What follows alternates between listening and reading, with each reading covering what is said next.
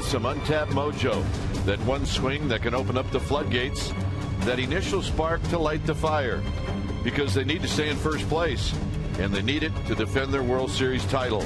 Tonight, the Giants look to get their mojo rising. Giants, Pirates, next.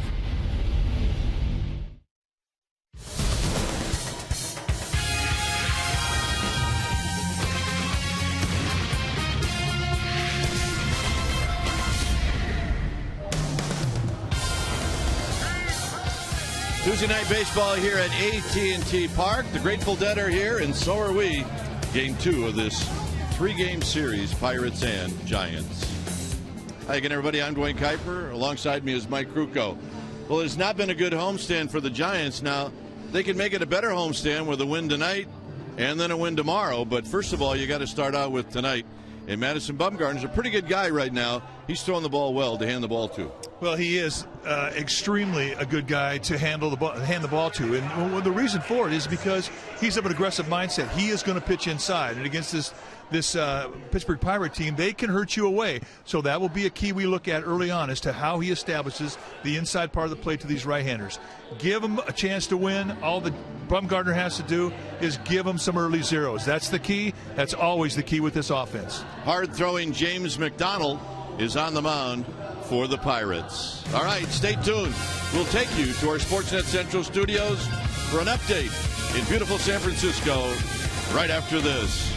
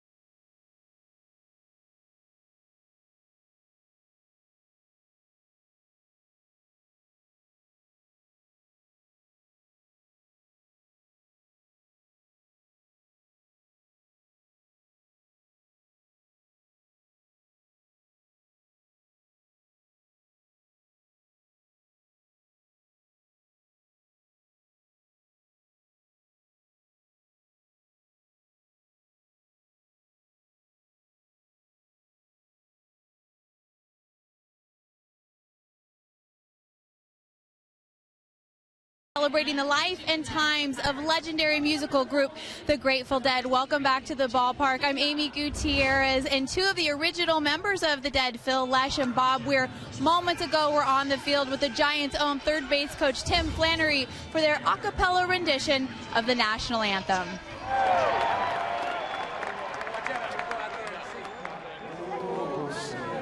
Can you see by the dawn's early light what so proudly we hailed at the twilight's last gleaming, whose broad stripes and bright stars through the perilous fight o'er the ramparts we watched were so gallantly streaming, and the rockets' red glare, the bombs bursting in air, gave proof through the night that our flag was still there. Oh, say does that star-spangled banner yet wave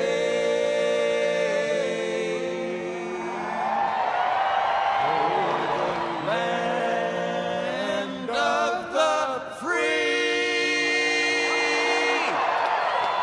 and the home of the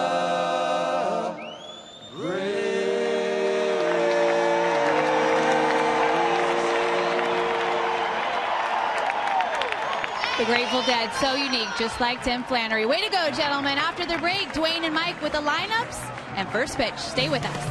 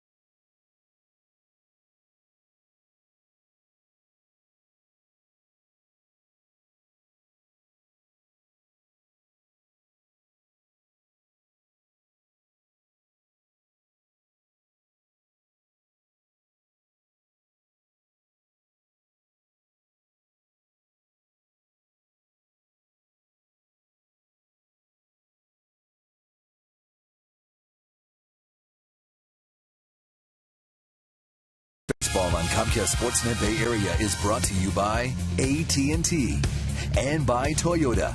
Check out the great deals at your local Toyota dealer today. Outside AT Park as we come inside for Game 2 of this series. Our game time weather is brought to you by the Santa Cruz Beach Boardwalk. Get to the beach. The admission-free boardwalk is open daily. 61 degrees with winds at 12 miles per hour. It is cool, and the humidity is at 77%. Here's the Pirates lineup who won last night by a final of 5-0. It'll be McCutchen, Jones, who had a 4-hit game last night, followed by Walker Lee and then Ludwig. Ryan Doman gets a start. He'll be behind the dish. Then it's Wood, Cedeno, and McDonald. On the hill tonight for the Giants will be Madison Bumgarner. Bumgarner, the 22-year-old, making his 24th start of the season. He's gone 6-11 with a 3.71 ERA in 23 starts this season. The Giants have gone 10-13 in his outings. Pitched much better than what his record would indicate. He ranks third on the team with 16 quality starts. 8 of his 11 losses this year have come in starts which he's allowed 3 or fewer runs. So you can't let the win-loss fool you. He will be a pitcher to be dealt with tonight. When he's right, you'll see a fastball that'll go low to mid-90s with a natural cut. He'll try to earn that inside corner against these right-handers. He's got a slider, a curveball, and a changeup. And he has a legitimate mean streak. He will come inside with no fear. Here's Andrew McCutchen, and the first pitch of the ball game is on its way, and McCutchen takes low. So we get underway at 7:15. 1 ball and no strikes. McCutchen takes a strike with Sandoval in at third. Here's the umpiring crew. It'll be Honora behind the dish, Marquez, Hickox, and Rapuano from first to third. McCutchen waiting, and he takes another strike, hitting .273, 0 for 3 lifetime against Madison Bumgarner. Brian Honora, the plate umpire, is a high ball umpire. He will give you more belt high strikes than normal umpires. And this is rolled foul behind Nick Leyva. And nice play by our ball dude down the left field line. Good play. Hey, babe. Mankin, Steve Mankin. Steve Mankin. We're going with Mankin. So Steve gets the jitters out. Guess what night it is? Jerry Garcia's here. Got him. And that's how this game gets started. Jerry Garcia's good luck. All right, let's take a look at the defense playing behind Madison Bumgarner. Tonight, the Giants set it up with Ross, Torres, and Shearholtz. That's your outfield. Cabrera, Sandoval on the left side. Keppinger, Huff on the right side. And Chris Stewart will be in the squad, putting down the signs. Carlos Beltran getting another day off because of the strain in his wrist. And it's likely he'll get even another day off. Probably won't see him till Friday. Here's Garrett Jones, and Jones tries to pull the trigger, and he doesn't, and it misses inside. 1 ball and no strikes. He's been red hot. You see what he's done the last 8 games. Good swing and a foul straight back to even the count. 249 with 13 home runs, 44 driven in. He has not faced Bumgarner before. Both Bumgarner and McDonald started against each other on April 27th in Pittsburgh, and McDonald won that game 2-0. High and deep into right center field. Nate Shearholtz out in Triples Alley, and not only is this going to be a ball that's caught, but it's going to tick off Jones. He just got AT&T. That's a big league hang with him. Here's our Farmers Insurance report card. National League RBI leaders among second basemen, and Walker is on top, followed by Phillips, Espinoza, Ugla, and then Kelly Johnson of the Diamondbacks. The 67 RBIs by Walker that leads the Pirates. McCutchen is next with 64.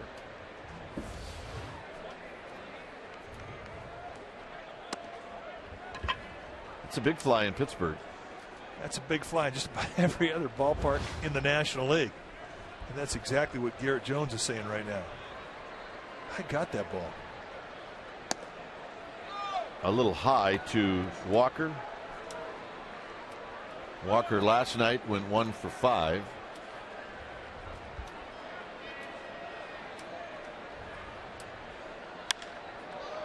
Hit into center field. Andres Torres. And it'll be a 1-2-3 inning for Bumgarner. Giants are coming up.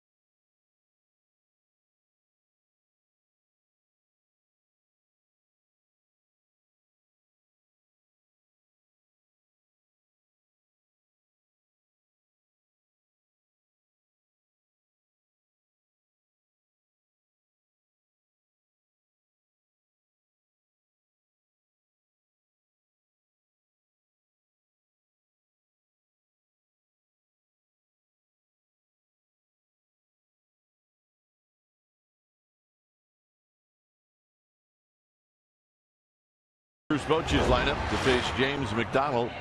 It'll be Torres, Keppinger, and Pablo Sandoval, followed by Huff the cleanup hitter. Nate Scherholtz had a good game yesterday, followed by Ross Cabrera. Chris Stewart will hit 8th, Bumgarner 9th. Let's take a look at James McDonald, the right-handed starting pitcher for the Pirates tonight. Out of Long Beach, California, 6'4", 200-pounder, 26 years old in his second full year of the big leagues. 7-5 this year, 102 strikeouts, 121 innings. He's got a good fastball. He four seams a lot. He'll be mid-90s with it. Big 12-6 curveball, and a lot of his fate really is determined on how he gets that pitch over. He also has a changeup, which was a very effective pitch against the Giants when the Giants faced him in Pittsburgh. As Kipe said, McDonald was the winning pitcher in that ball game, a 2-0 win, and his curveball and changeup were very much in control that day. Here's Torres, and Torres takes wide, 1 ball and no strikes. Torres last night went 1 for 3, also drew a walk. And here he takes one in the dirt as McDonald kind of stumbled off the mound. It's a little disconcerting if you're big and tall like McDonald is. Well, let's take a look at that stumble. Everything looks great there. Catches a spike. And there's a breakdown right there. And, you know, you see guys get hurt that way. That's our Ultimo, brought to you by your local Toyota dealer. And he is not comfortable right now, I can tell you that. And he is a guy that can definitely get a wild hair up his nose.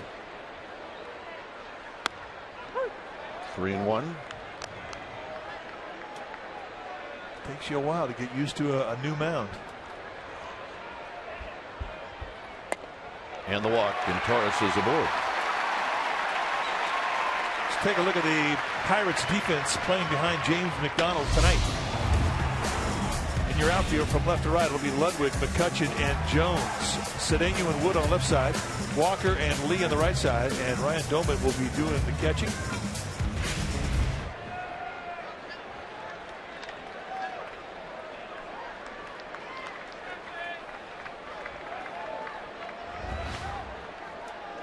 Keppinger at 3:03. Torres with his lead, and he gets chased back. Torres has swiped 13 bags this year. Keppinger took an 0 for 3 in the game last night. 1 for 4 lifetime against McDonald.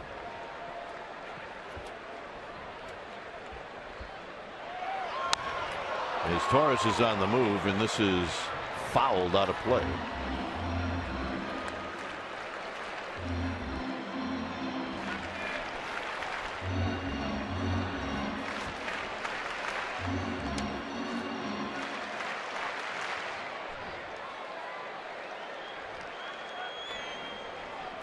I like it. Keppinger put the Giants uniform on for the first time and said to Mike Murphy, "Give me some of those Zito socks, will you?" Strapped him on, and he looks good in them. He does. 0-1. But you're telling me, though, if you were Keppinger and you came over, you would not be in the Zito I socks. would not wear the Zito socks.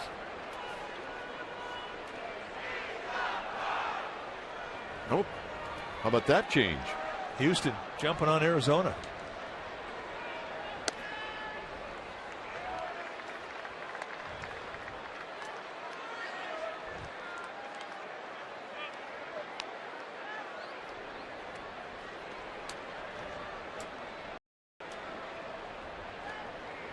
So cat and mouse game right now between Torres and James McDonald.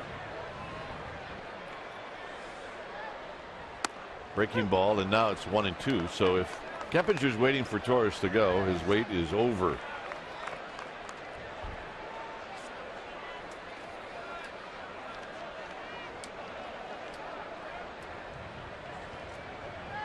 Pablo Sandoval on deck, just underway.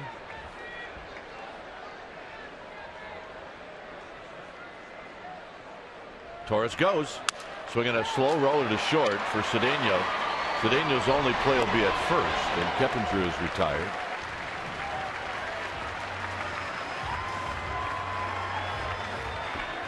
So a productive out. If you were to classify James McDonald as to what type of pitcher he is, he's a fly ball strikeout guy. Last night the Giants faced Charlie Morton, the ground ball guy, one of the best sinkers that we've seen all year. And McDonald is on the other end of the spectrum.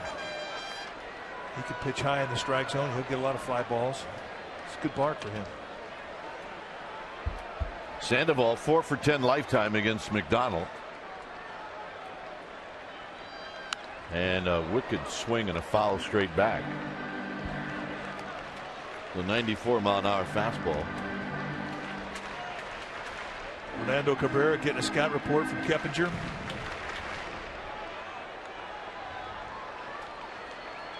I always liked it when a guy came back after a first at bat, came into the dugout and said, "We're going to get this guy."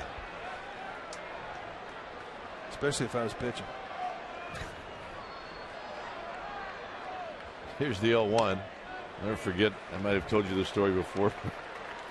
On the opposite end of the spectrum, first inning, I don't remember who was against. Toby Herrick came back and proclaimed in the dugout, "We have no chance." Did you? We did not have a chance. Yeah, that's if you're pitching, you don't want to hear that. That is bad. 1-2 now to Sandoval. That's two fastballs that he's gotten strikes with on challenges right out over the plate. So he's going to think he can do that all night long.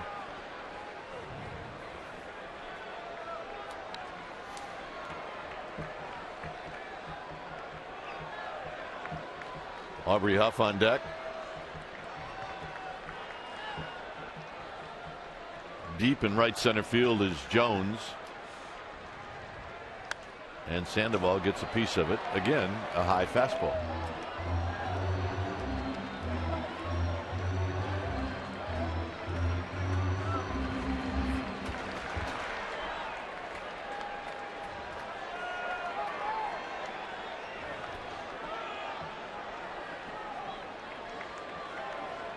Torres at second base with one out.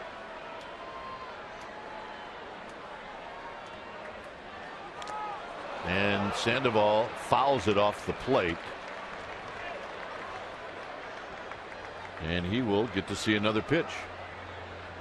I think he lost the thumb sponge that he has. A little protective piece.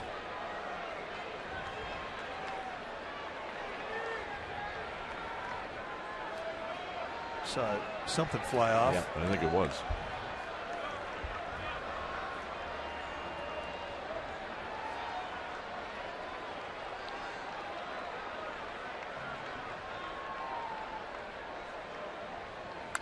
Out of play. 96 them, some reach back velocity there.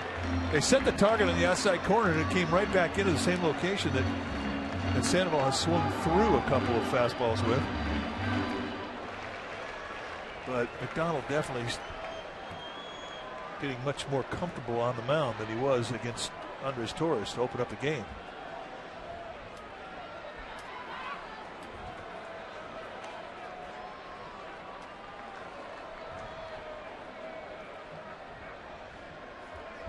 So McDonald looks into Ryan Domit.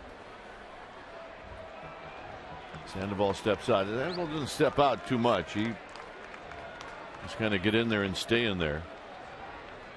But now McDonald is ready. And he gets Sandoval out on his front foot as Ludwig will put it away. And that'll bring up Huff.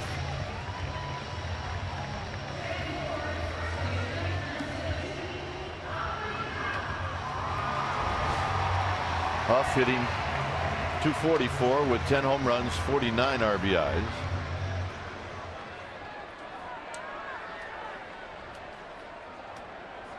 He's 2 for 6 in his career against McDonald.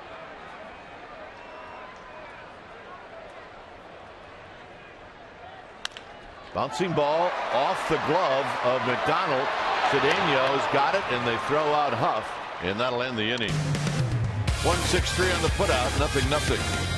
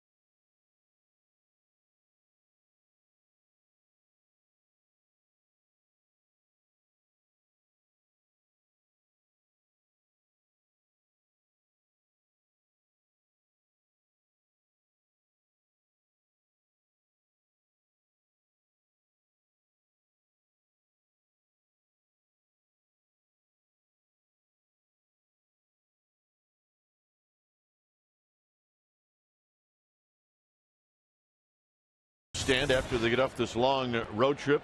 It'll be 2 games against the Padres, then 4 against the Astros, followed by 3 against the Cubs.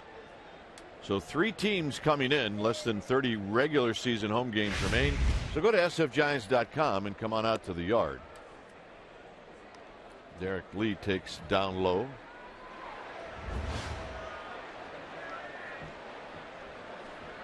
See the numbers for Derek Lee. Hit a triple last night. There's a strike.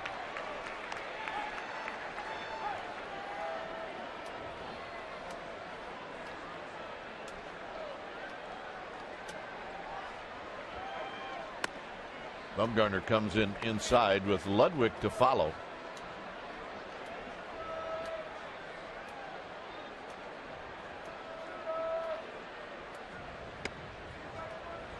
Close pitch. 2 balls and 1 strike, or make it 3-1. See the wind on top of the stadium. That's pretty moderate breeze tonight.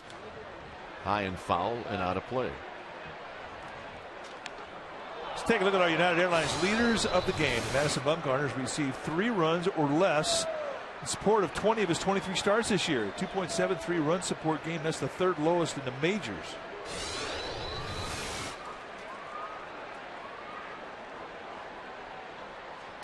Lee stays alive as he fights off the pitch on the inside part of the plate. That statistic you saw explains why Madison Bumgarner, who is throwing great this year, is 6-11. He has not complained once, nor will he.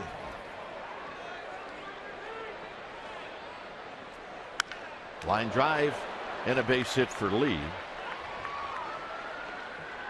All right, let's check in with Amy G. Amy. All right, Dwayne, an update on Carlos Beltran for fans at home. Not in the lineup again this evening. He's also not available off the bench. Bruce Bochy did say, however, that he's feeling better today. He didn't rule out that he would be available tomorrow, but he did mention that with an off day on Thursday, the chances of Beltran being back in the lineup Friday are very likely. So he's feeling better. Dwayne? All right, thanks, Amy. Here's Ludwig. Ludwig had a couple of big hits last night. Both of them came with 2 outs and runners in scoring position as he takes a strike. Ludwig not a lot of lifetime success against Bumgarner. Bumgarner goes right to that inside corner. Pirates have a lot of tall hitters and they like to get extended.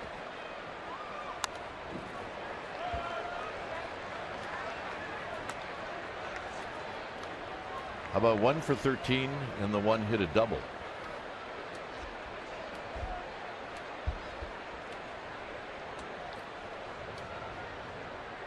Pirates come in 55 and 59. And they're over 500 on the road. So they've done a good job on the road. Broken bat grounder to Sandoval. Sandoval, and that's all they'll get. Sandoval had a tricky in-between hop that he hung in there. Plus, there were chips of bats flying all over the place. there was. Well, it's kindling now. I mean, there's toothpicks flying off that bad boy. Goodness. That's called getting in a guy's kitchen. Let's listen to this wonderful sound. Cuts that fastball in and just blows him up. That's one of those plays where you get a little bit of a tricky hop. Plus, you got other things going on like bits and pieces of the bat flying around you. Here's Doman who takes a strike. So it turns out to be a nice play by Sandoval. Here's the sound. Oh yeah. Record that. Play it back on those rainy days when you need to smile.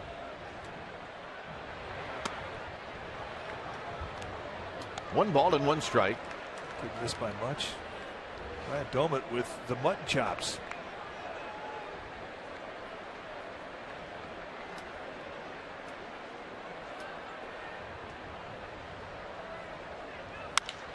And a base hit into left field. So Doman, who had never faced Bumgarner before, lines one to left, and here's Brandon Wood.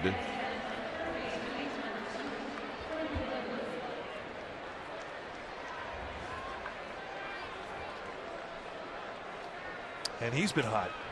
Last 8 games, 391, 7 RBIs. He played short last night. He's at third base tonight. Their young third baseman Pedro Alvarez on the pine with the lefty Bumgarner on the hill. So Wood, hitting .236, takes a strike with Cedeno to follow.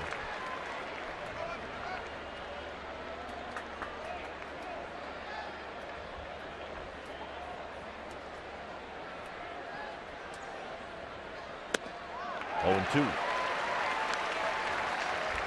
91-mile-an-hour paint located in that knee-high location. We talked about that being one of the keys for Bumgarner to get locked into the knee-high location early this game. Something that he took about 2 innings to get to in his last outing, and it cost him.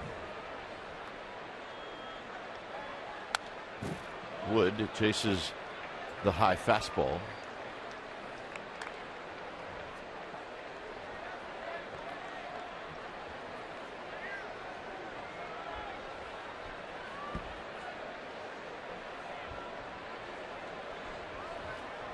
Ludwig at second, Doman at first, 1 out. And he got him. Good hard slider, nailed that back foot location. So really used inside corner first pitch, second pitch out of the way, elevated third pitch here on a 1-2 count.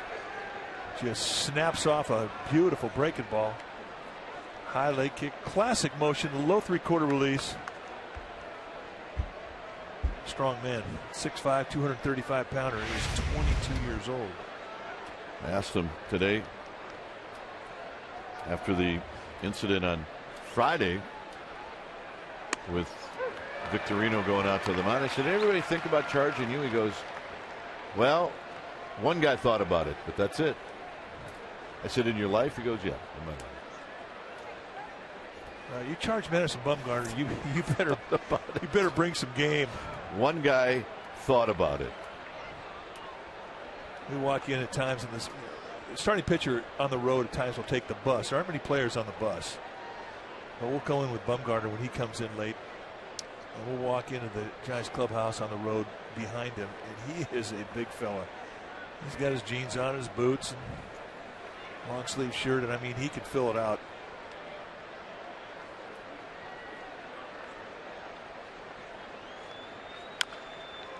Well, there's four guys that we see from time to time when the ballparks are downtown walk back to the hotel. It's Bumgarner, Affeldt, Vogelsong, and Kane. And you look at those four, and they're the four widest shouldered guys on the team.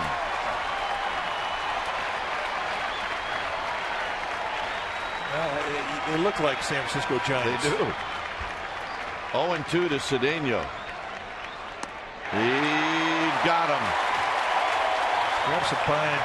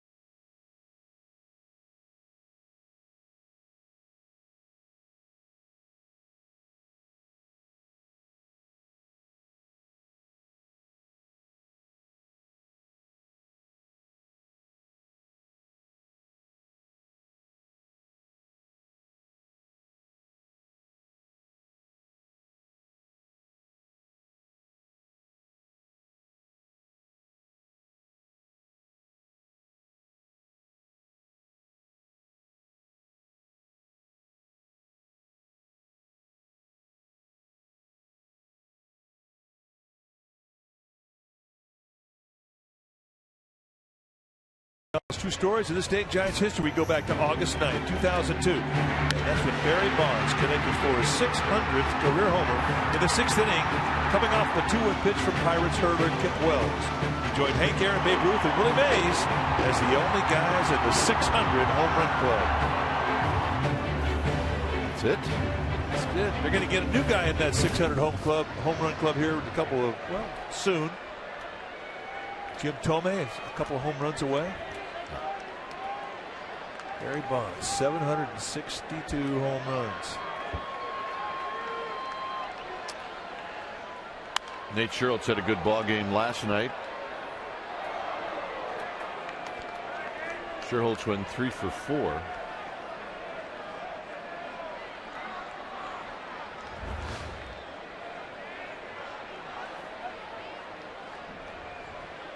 Here he takes high. Scherlitz hitting 280, 7 home runs, 38 driven in. He's got 1 hit lifetime against McDonald, and that hit was a home run. Off the end of the bat, past Cody Ross.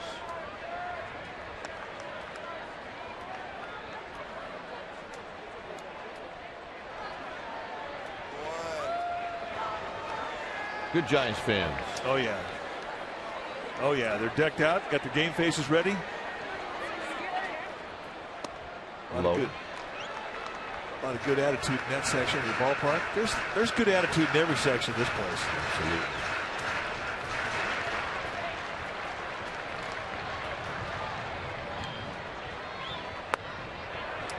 So Sherholtz works it to 3-2.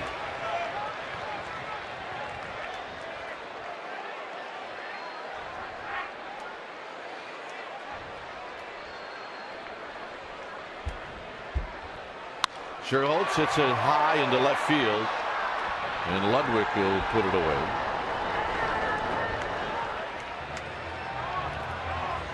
Well, keep up with the Giants on NBC Bay Area. You can follow the action weeknights at 6 and 11 p.m.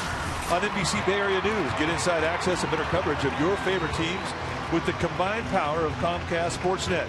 Weeknights at 6 and 11 p.m. The Bay Area's biggest and best sports reporting team is on NBC Bay Area. Oh, Houston Astros putting 2 on. They are playing the Snakes tough down in Arizona.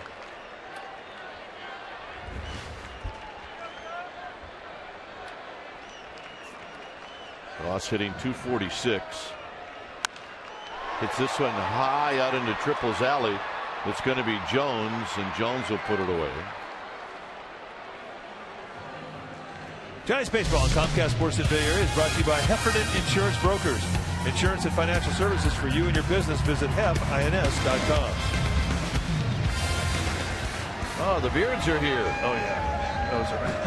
Those are hysterical. Pretty good, I got to tell you. Cut to us in a second. Yeah, she's figured it out. Here's Orlando Cabrera. Up and in, 1 ball and no strikes. Yep. Hook it onto the bill of your cap and you're ready to roll. You are good to go, baby.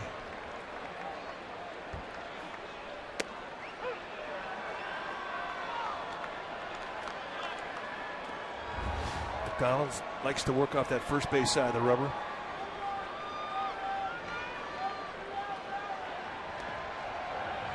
Very quiet motion, small take back step. We always talk about this when you see little leaguers. A lot of times they'll really feel themselves out of balance. When they start their motion, they'll have a big take back step, and that'll throw you off right off the get-go. If you watch McDonald, very quiet, little small step back into his motion, very upright and balanced. High into left center field. This will be 3 fly ball outs for McDonald, and we've played 2, and it's 0-0.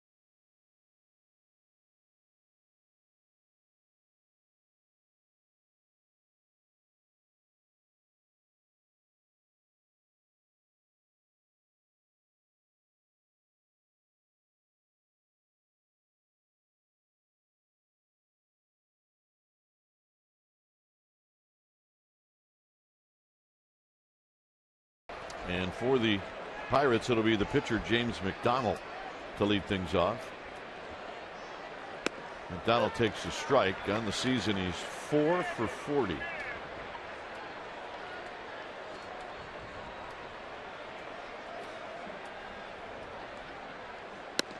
And another strike to make it 0-2.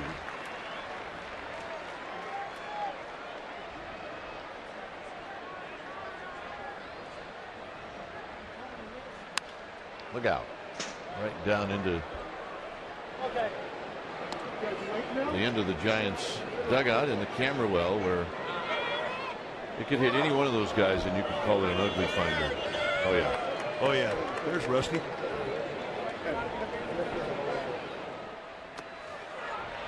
And McDonald is retired, and it's 4 strikeouts. All right. Time for Subway Eat Fresh Ass Crook and Kite. Amanda from Folsom wants to know, do you know why Nate Scherholtz wears batting gloves at some at bats and not at others? There really is no rhyme or reason as to why or when. It's just a matter of feel. I mean, more often he'll go out there commando with no gloves, but every once in a while, I mean, he'll wear them on a hot day. Most guys who don't wear gloves, they'll wear them occasionally when it's real cold, but I think he just wants to mix it up.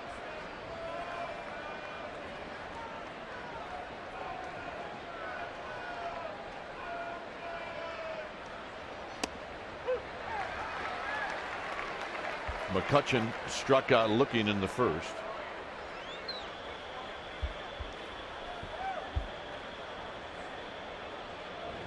And he takes high and wide. 2 balls and 1 strike.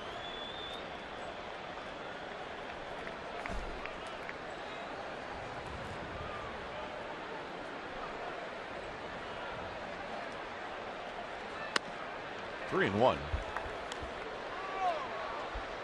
Houston has added another run at 7-1 against Arizona. Wow, they are making a statement. This is the same Houston team that checked into Phoenix 40 games below 500 at the start of the series. Nate Scherholtz working his way towards the line. Now stops and makes the catch.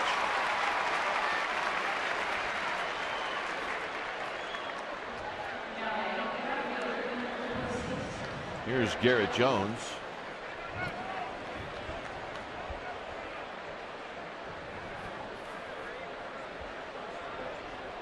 Jones hit a ball a very, very, very long way and was retired in deep Triples Alley. And Scherholtz tracked it down. And that's a solid single into, well, maybe more than a single. Scherholtz gets to it. Here's his throw. It is on line. And Cabrera couldn't hang on. Otherwise, they got him. That was an exceptional throw. I think it surprised Jones. But Nate Scherholtz can do that to you. If Cabrera hangs on to it, they got him. Now, Scherholtz is playing over towards the gap, which allowed him to cut off. Sets up right over the top, straight, perfect one-hopper. And Cabrera, believing he had to be a little quick, and I think he did. He had to swipe tag.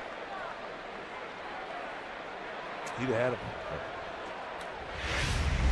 Here's Walker. Walker hit a fly ball to Andres Torres in the first, and he takes a strike.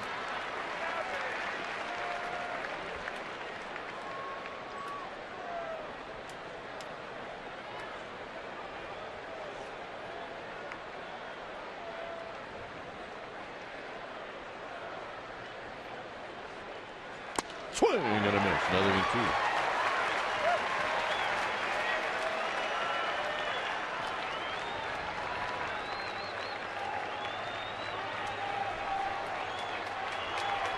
This is the kill pitch right here. Yep.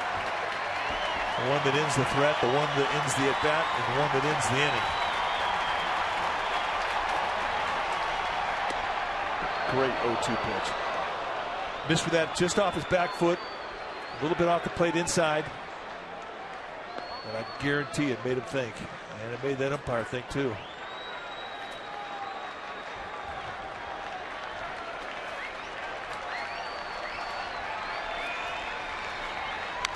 Foul.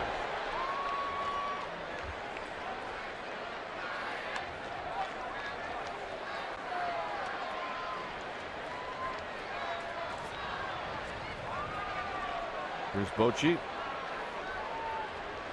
talking about his offense today. It's going to happen, he keeps telling himself.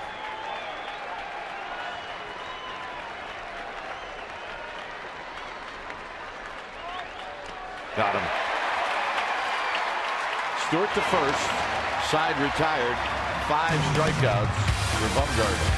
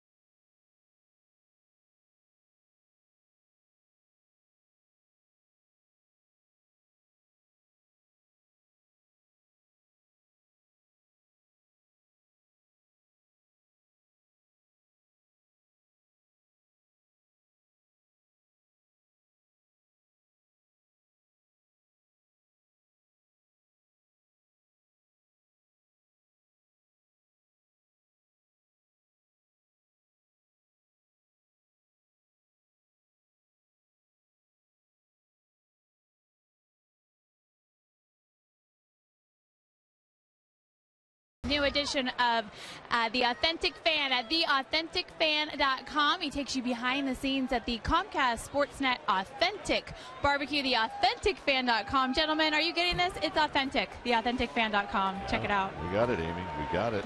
Sounds authentic to me. She yelling at us? Kinda. Yeah. Here's Stewart, who takes down low. 1 ball and no strikes.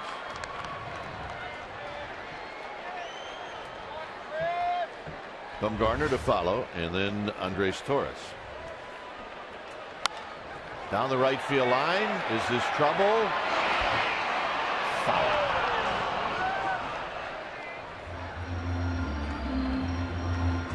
Stewart hitting .222 with 5 RBIs.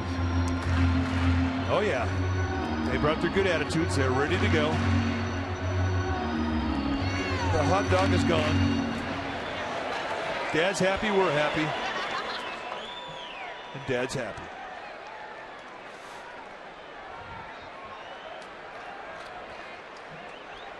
1-1 to Stewart.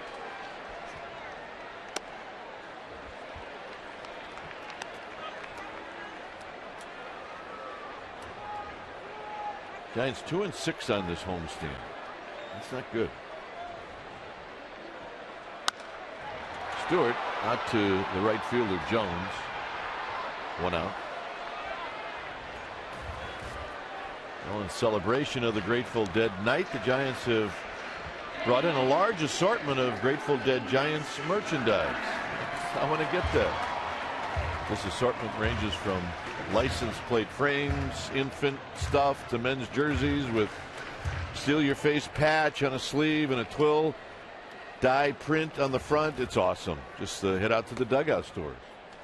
Yeah, it really is pretty cool.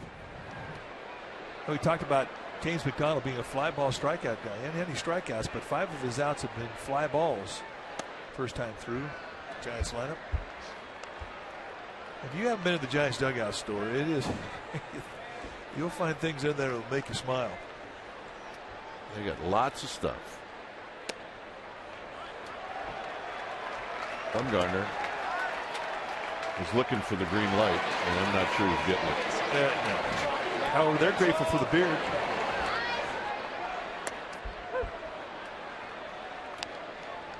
Now you turn him loose. Now this is the kind of count that he's going to get a fastball and hit his first big league home run. He said he likes these guys better than the sinker ballers. And he'll take the walk.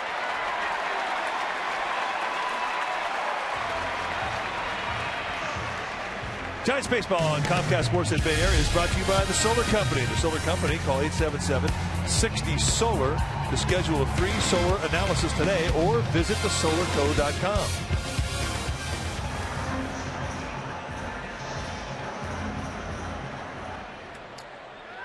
Giants do not have a hit in this game, but they've had a couple of base runners by way of the walks. Torres drew a walk in the first inning. So here he is with Bumgarner at first, and he takes high and wide, and it's 1 ball and no strikes. All right, they get the attitude. Is that a turtle hat? It is. That's a scared turtle if I've ever seen it. Wow, that's a bad hat.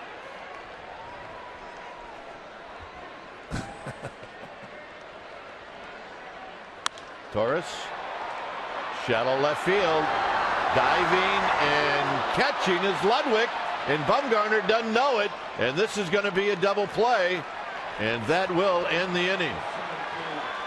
Dave Fleming will be in for innings 4, 5, and 6. It is 0-0.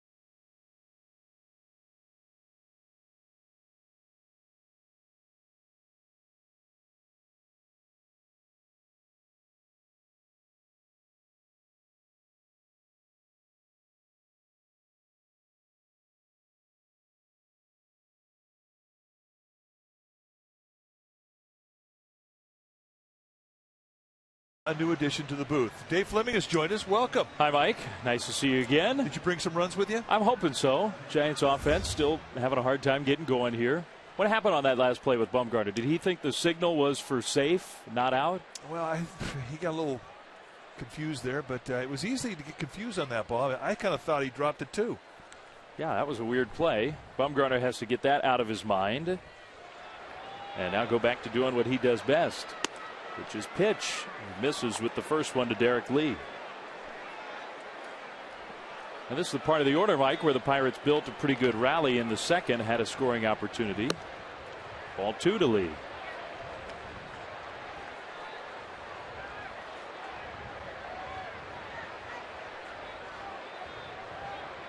Lee pulled a base hit into left field his first time up. There's a called strike, that little backdoor slider. I asked Madison Bumgarner about that pitch. I said, you know, sometimes I call it a slider, sometimes I call it a cutter. Lee to shallow right, and it'll be Nate Scherholtz for the catch. We're talking about the play with Bumgarner on the bases. Oh, Ryan Ludwig coming in here and really making a great catch here. And it looked to me like he dropped it. And that's pretty much what Bumgarner saw right there. And he's a rock and a hard place. If he doesn't go, and he doesn't catch it, he's going to get thrown out at second. And he makes the call thinking it was not caught, and it winds up being a double play. Neil Walker a little confused, but the Pirates did get the double play. Andres Torres thinking he had a base hit, so there's a lot of confusion the way that all ended. Now it's Ludwig at the plate. He did do a good job with that bare hand, the offhand, and helping to secure that baseball. A good catch. Watch the bare hand come in and snuggle this in. But, you know, if you're Madison Bumgarner, I mean, you're thinking he dropped it because it didn't go into the glove.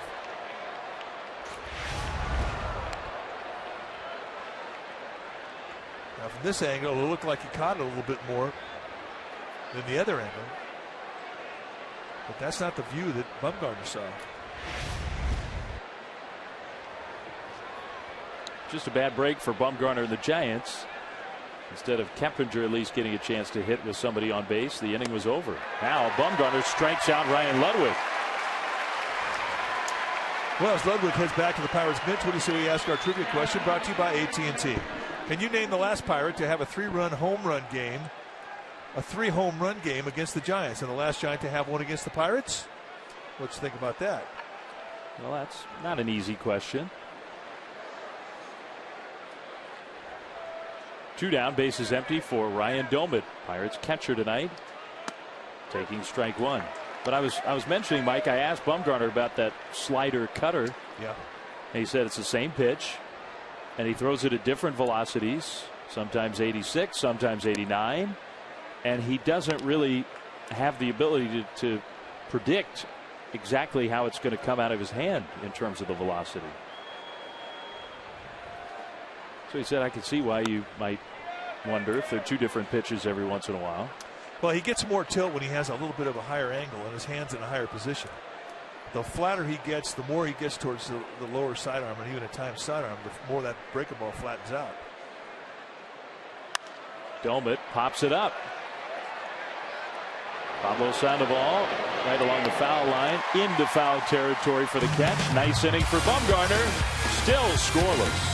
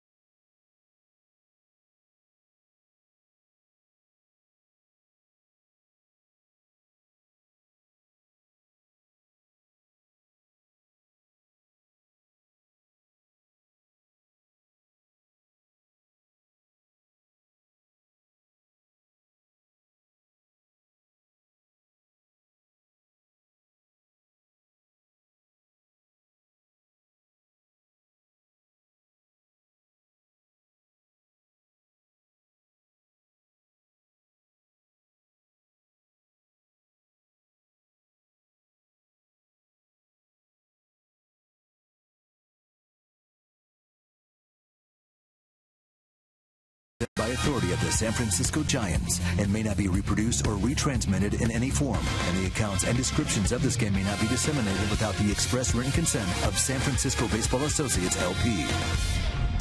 We're going to ask and answer our trivia question brought to you by AT&T. Can you name the last Pirate to have a 3-home run game versus the Giants and the last Giant to have one against the Pirates? Our survey said, well, Roberto Clemente, the Hall of Famer, did it in 1969 against the Giants, and Kevin Mitchell in 1990 returned the favor. So that's been a while. Yeah. Roberto Clemente, one of the all-time great Pirates, and they have a rich baseball history in that city. Trying to get it going again with their best team in a while, but still a team that lately has been struggling. Jeff Kempinger leading off. Behind the count 0-1, then Sandoval and Huff. So it's the 2-3-4 spots for the Giants. Trying to get something going. Kempinger hit that one well.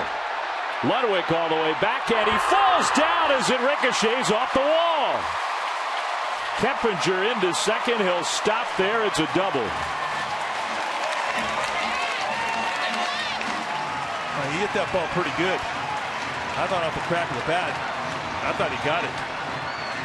I was surprised to see Ludwig going after it as hard as he did, because I thought it was out of here. And then all was said and done, he doesn't stumble. Now he wouldn't have been able to get it. He hits at the base of the wall. And when it all is dust is settled, he winds up safe at second, safe and secure. And that is New York Wild. Well, you're right. Ludwig was giving up on it to play the carom there, and that's when he fell down. So it did not affect whether he caught it or not. But it made the play a little more exciting when he went down. And the Giants now with a great opportunity to at least get one and jump ahead. Sandoval takes ball one.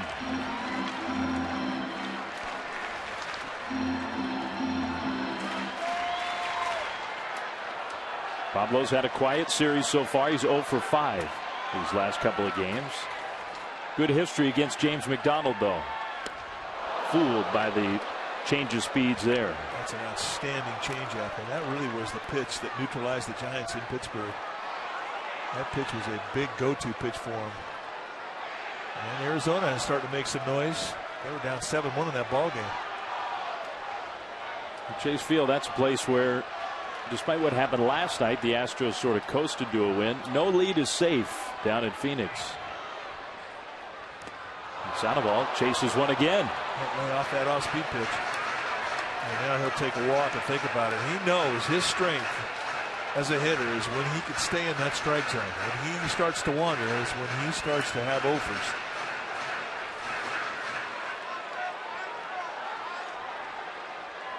He was much improved in that category since when he first got to the big leagues. 1-2 to Sandoval. Runner at second, Kempinger, nobody out.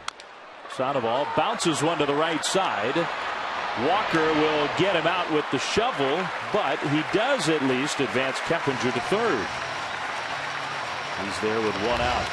Well, the last Giants vacations road trip of the year is to Denver. Giants will take on the Rockies in September. Dave Drevecki is going to be there with you. Giants will make their run for the postseason in the month of September. Spend an orange and black weekend in a Mile High City. You can grab your spot before it sells out, and it will sell out by calling 800-670-0858 or sfgiants.com/giantsvacations. We'll hope to see you there. Aubrey Huff with the RBI opportunity. The infield is back for the Pirates. Up the middle. Curveball for a ball. Definitely pitching for the strikeout here.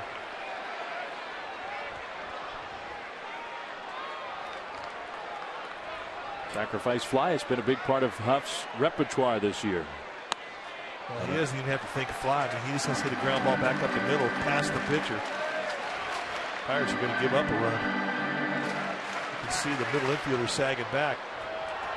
Just bounce one to second base. Kempinger will score. Interesting, though, where they put Brandon Wood, the third baseman. Way off the line. Huff lines one over Cedeno. It'll get through. Kempinger scores, and Aubrey Huff will be at second with an RBI double. And that is an at-bat that we saw a lot of last year, where he would backspin the opposite field gap, and that ball would just shoot right through. And this is exactly what he's been looking for. It's a good pitch up above the belt. Here's a high mistake out over the plate, and he just goes right with the location. No rollover here. And if you're Hinsley Mullins, the Giants hitting instructor, this is something you've been waiting for. Giants on the board. Now that pitch might have even been off the plate away, and Huff still just crunched it. Got it all the way through to left center field. Quick visit here from the pitching coach. Weight inside part of the foot, bent knee right there, high shoulder, and he unloads on the high location. Everything was symmetrically perfect as he launched that thing the opposite way.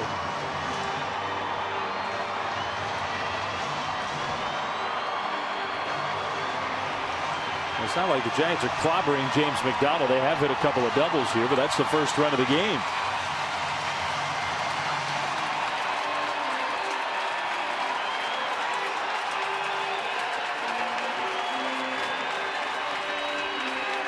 Well, the Giants, when they're at home and they have the lead, are a very tough team.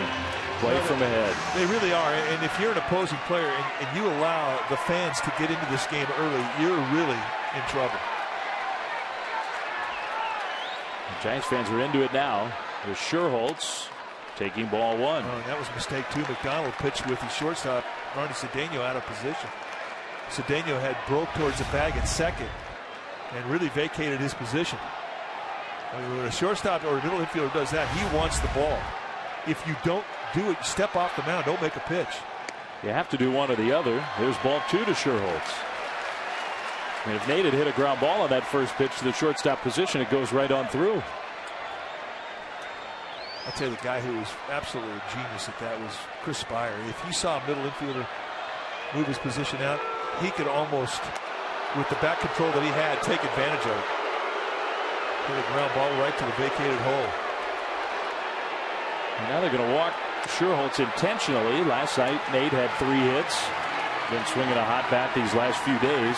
And James McDonald of the Pirates will pitch to Cody Ross. Yeah, that may work into the Giants' favor because Cody Ross last at bat hit a ball about 400 feet to the right center field gap.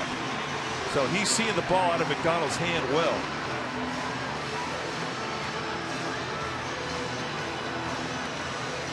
Cody is just trying to get it going. He's 8 for his last 60.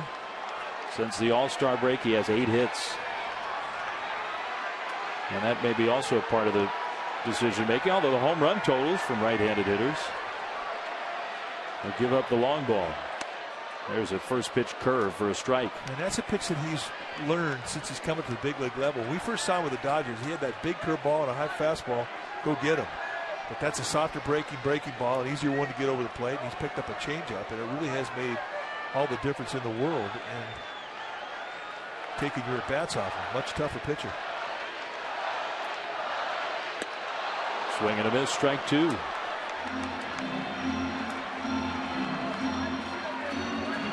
pitches, 2 breaking balls, and a quick 0-2.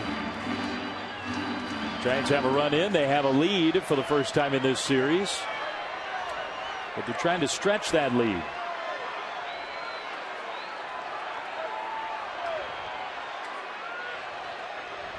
The 0-2.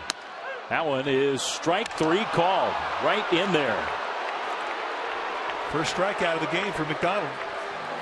So he stayed with the breaking ball on Cody Ross. And this is a hanger. They set up away. They don't want it. That's a mistake in the middle of the strike zone.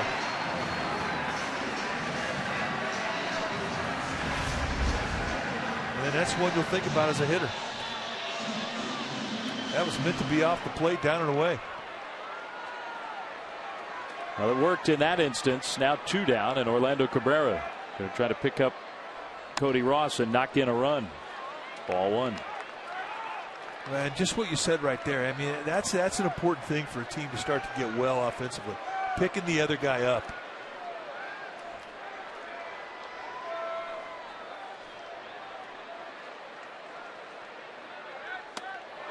I mean, nobody likes to strike out with a runner in scoring position, but if you strike out, the guy behind you gets a base hit, everybody forgets about your strikeout. And somewhere down the road, you can pick the other guy up. And that's how teams start to catch fire offensively, and that's how you build chemistry. Orlando Cabrera, he's already had some big hits in a Giants uniform. Bounces that one to shortstop. And they'll get the force out on Sherholtz. So McDonald gives up the run, but only the one. The Giants have a lead.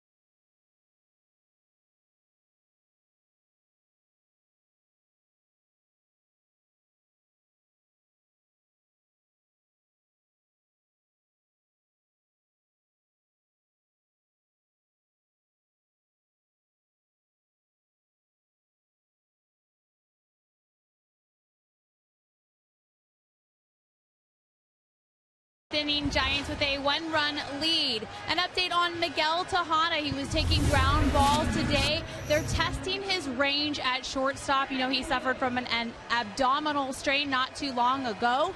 He's close to a rehab, gentlemen. I spoke with Giants head trainer Dave Greshner, who says best case scenario, he could get a rehab start on Monday. And quickly, Pat Burrell. Not great news for him. He's headed to North Carolina tomorrow to see a specialist to get a second opinion on his strained right foot. Dave and Mike. All right, Amy, thanks. There's Burrell in the dugout tonight. The Giants miss Pat Burrell. The home run power has been lacking for this team, and that's something that Burrell can provide. Brandon Wood leading off for the Pirates in the 5th, and Bumgarner now for the first time in this one pitching with a lead. Wood, a bouncer, gloved by Cabrera, and he throws out Brandon Wood. Nice play.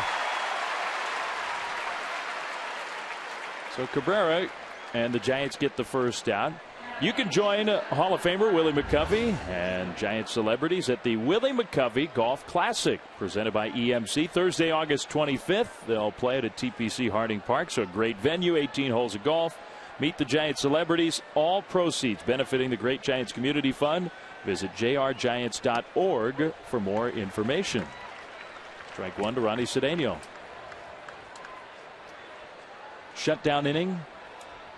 That's what Bumgarner's looking for here after the Giants get a run. But Cedeno slaps that one into the right field corner. Sherholtz plays the carom. Cedeno with a double. Ronnie Cedeno is a hitter that's dangerous in that way. I mean, he hits the ball over the place. If you lay something out on the outside part of the plate, he'll go right with you. If you're going to go there, you got to make sure you think knees, because he defends the belt as well as anybody on that Pittsburgh team. Well, so that was the mistake on that pitch, not the location in terms of where it was, just up. Just height. Now McDonald struck out his first time up. Hits a ground ball to short, and Cedeno stopped. He was out. Cabrera will throw to first to get the out there. And I'm not sure why he made that choice. I think if he throws to third, Cedeno's out. Now, you don't know what kind of grip he had when he got the ball in his hand.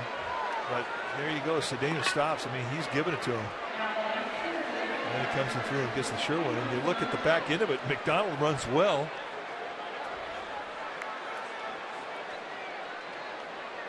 Took a lot of time, and all said and done, he just did get McDonald. Well, that makes this situation a little more pressure filled. I think Cabrera's ticked off. Tying run at third base. McCutchen, ball one. Now, it does put pressure on the catcher. I mean, that's the one clear advantage you have when you're on third base as opposed to first. But if you erase a guy altogether and you just have a runner at first with two down. And that runner being a pitcher. A little better than this scenario against a guy like McCutchen, who is so dangerous. Good slider there.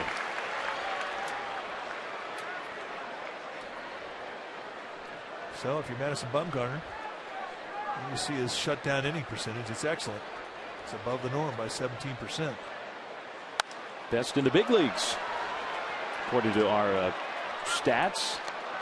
Strike two. But it is a challenge, and it is something you think about on the mound.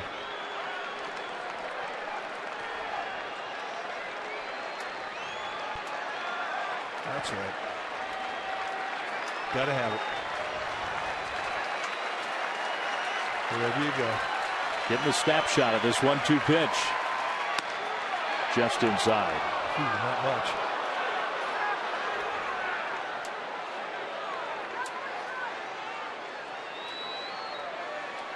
Giants got a run in the fourth on an Aubrey Huff double. Cedeno is the runner at third here. Concentration of Madison Bumgarner to Andrew McCutchen, the All-Star. And he misses again. Another great pitch. I mean, it's a great take from McCutchen's perspective. You have a 2-2 count, a chance to go out of the strike zone, hope he chases. And that was a late breaker. Exploded down out of the strike zone towards his back foot. Not easy to take. 3-2. McCutchen bounces it foul. Now, one complicating factor here, McCutcheon's the all-star. He's a right-handed hitter, but the guy on deck is Garrett Jones, and right now he's about the hottest hitter in the National League.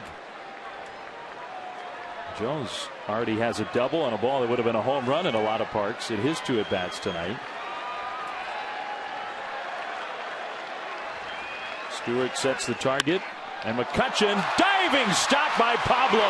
His throw got him. What a play. Saves a run, and the Giants still lead 1-0.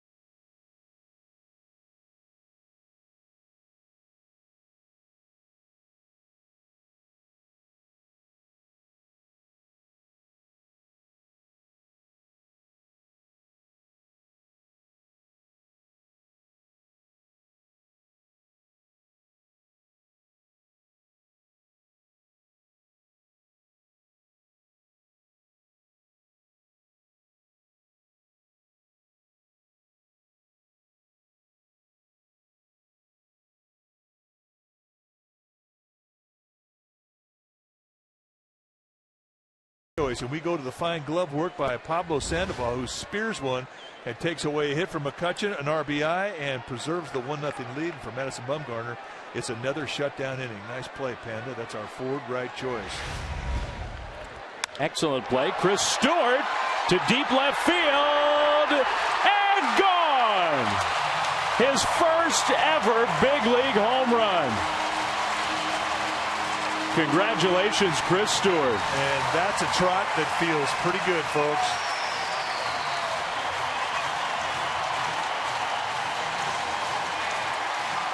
He's been waiting a long time to get his first big league home run. And look at the look on Guillermo Mota's face. Oh, that's great. And everybody. And you know what Guillermo's going to tell him? I've got 2. I've got 2. What a moment for Chris Stewart.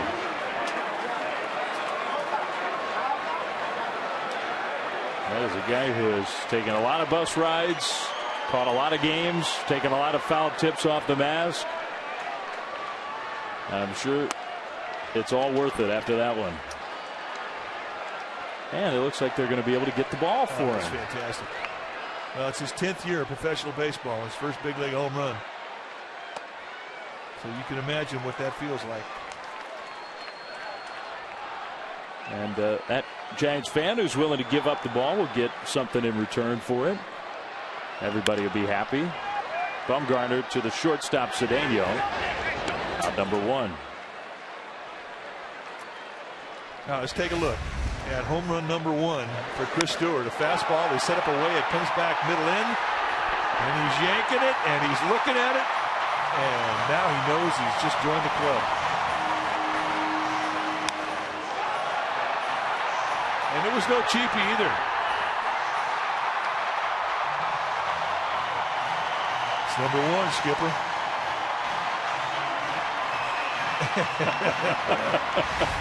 Oh, that is great. Well, you know, this Giants team, they've been looking for something to light them up. Lift the spirits. Well, that'll do it. That will definitely do it. Nothing impresses a Major League clubhouse more than perseverance from a player who spent a lot of time in the minor leagues. And look at that smile. That was a genuine grin. And it's a well-deserved one. Congratulations. You never know when you're going to be able to energize a club. And Chris Stewart just did. But that's the one thing, and it's true with every clubhouse in the big leagues. When you have a guy who's put in the time that Stewart has put in, and he's been a great soldier. Torres to shortstop himself. Cedeno's got to hurry this one, but he gets it there in time. You know, last year it was the story of Andres Torres. And Guillermo Mota's digging it. I don't know who appreciates it more, Guillermo Mota or Chris Stewart. That's one of my favorite moments of the year right there. That's a good one. Couple of home runs for a former shortstop. Mota was originally signed as a shortstop. Yeah, he'll be thinking about that swing of the bat when he lays his head down the pillow. That I can guarantee.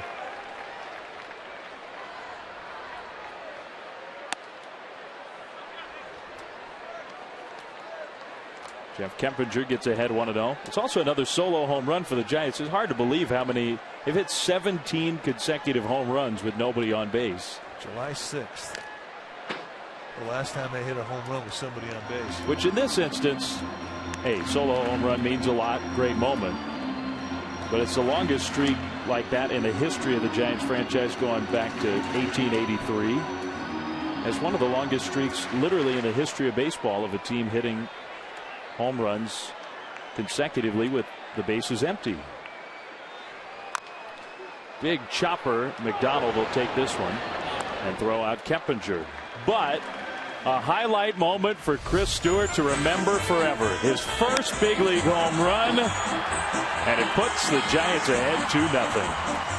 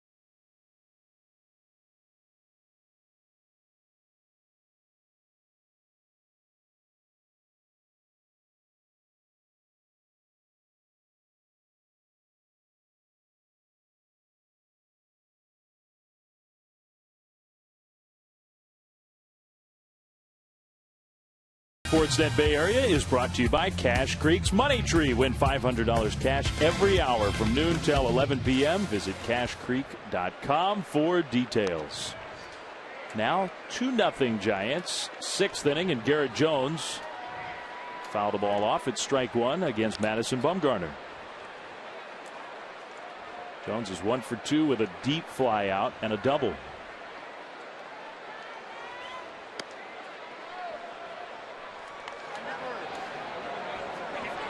Well, sometimes you see ice cream in those tiny little helmets. Popcorn in the regular size helmet there. I had to feed a family of 14 right there. And he wasn't going a little one kernel at a time either. Well, you got to get the whole handful in there. I use the same method myself. I can't be getting on the guy. Nice view out there.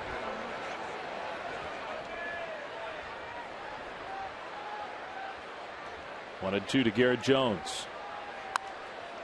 Foul ball.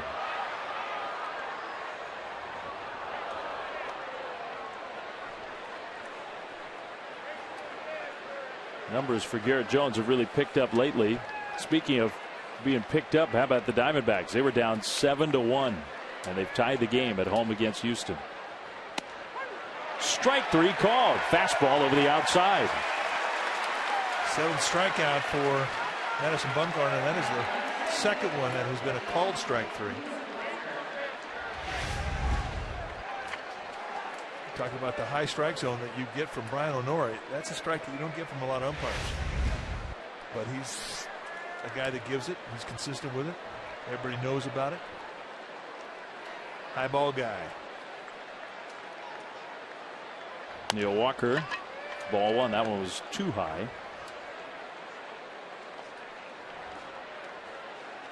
When you get Garrett Jones out these days, you're doing well. So that's a big first out for Madison.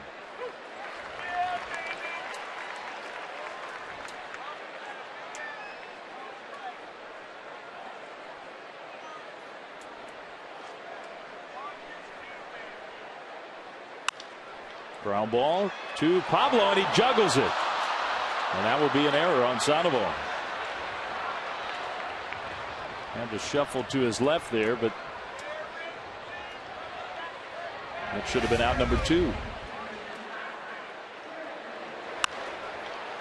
Well, everything was pretty good, and once he had the bobble, you thought he might have a chance to recover. Hits him low on the heel, goes up his arm. E5. We'll see if Bumgarner can work around that error. Derek Lee comes up. Chris Stewart's first big league home run has padded the Giants' lead. It's 2-0 now. I'll pay attention to Walker at first.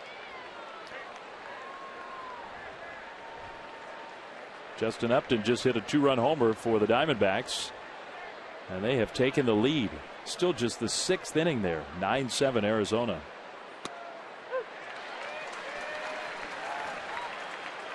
The backdoor breaking ball from Bumgarner. That slider. Derek Lee's 1 for 2 tonight with a single.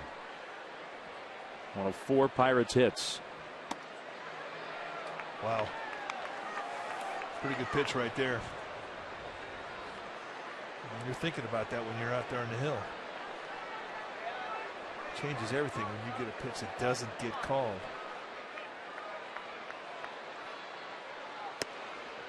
Ball 2. Thinking, what happened to that high strike? That's supposed to be there. Well, I mean, he can be inconsistent. That has been one of his characteristics. Soft corners and can be inconsistent at times. They're nice, and Brian Honore's got one of the greatest strike zones on the planet to pitch to. It's a big zone. There is strike 2 called. And that's what frustrates hitters and pitchers with Honore. That last pitch right there is pretty much the same location that was called a ball earlier in the at-bat. Now, one thing, if you're a hitter, you can't afford to take a pitch like that again. Middle infield for the Giants is at double play depth. 2-2. Swing and a miss. Strike 3. He got him to chase. Curveball down the dirt. Strikeout number 8.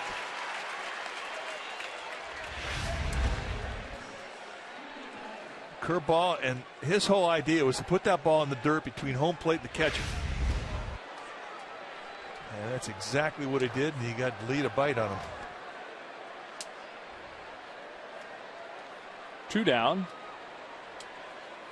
Walker still at first base. And Ryan Ludwig, who's got a lot of power at the plate. Another throw over there to keep Walker close.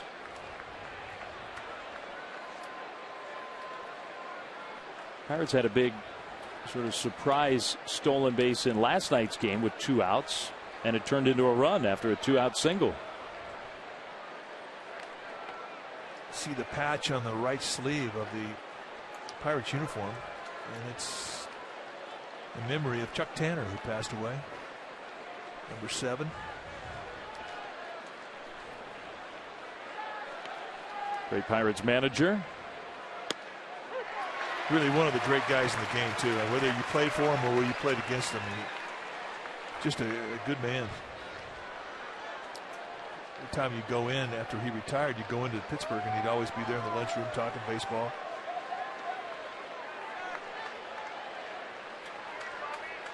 He loved it. 0-1. Ball 1 to Ryan Ludwig. And that was the last World Championship for the city of Pittsburgh, 1979. The We Are Family Pittsburgh Pirates, Lumber and Lightning.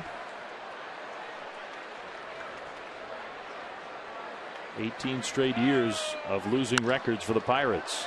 Ludwig, ground ball to Cabrera. Kind of fought that one, but he handles it cleanly and forces out Walker. Giants lead 2-0.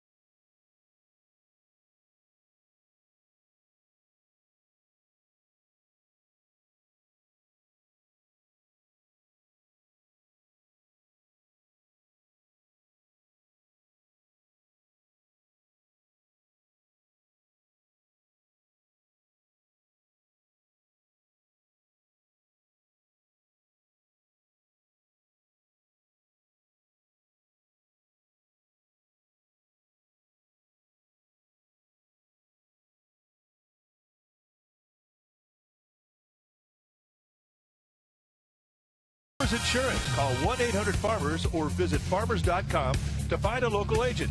We are insurance. We are farmers. By Xfinity, home of the most live sports. And by Jack in the Box. Come try the new jumbo breakfast platter for just $2.99 plus tax at Jack in the Box at participating restaurants. Beautiful night by San Francisco Bay, looking from the opposite side of McCovey Cove into AT&T Park. 2-0 Giants lead the Pirates. And Pablo Sandoval, Aubrey Huff, Nate Schuerholz, 3-4-5 hitters to try to expand that lead against James McDonald. Pablo's 0 for 2. So, he'd like to get a hit on the board, and he went after a pitch. He didn't look real happy that he took a swing at that one. That was the same kind of swing that Carlos Beltran took a couple days ago that hurt his wrist, where he went after it and stopped. And hopefully that didn't happen again to Pablo. Looks to be okay. Strike 2. There's a lot of violence in that move to try to stop a swing at full speed. Beltran, who is not going to play tonight and likely won't be used in any capacity, and probably the same tomorrow. Curveball, strike 3 called. Sandoval knew it. That's what Mike was talking about on Sunday. Now this was the swing of the bat off of Roy Oswalt, where he kind of went through it and then stopped, and that's the one that hurt his wrist.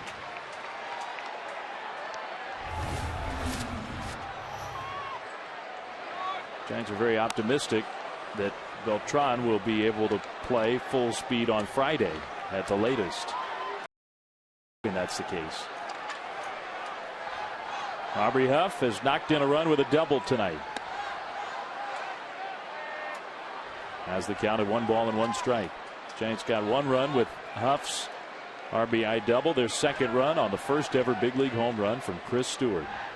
There's a shot to right field, and that one is gone. Get hot, my friend. Get hot.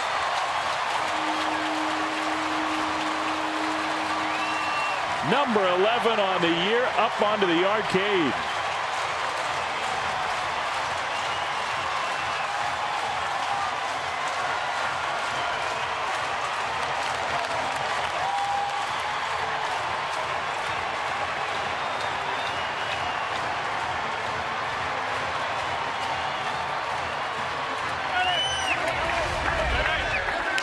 Goes right down, out over the middle of the plate, just below the belt.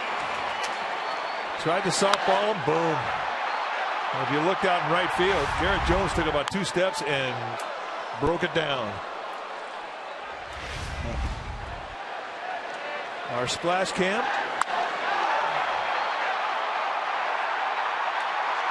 Always a thing of beauty. The only question on a ball that comes off the bat like that is if maybe somehow it hits up off the top of that wall.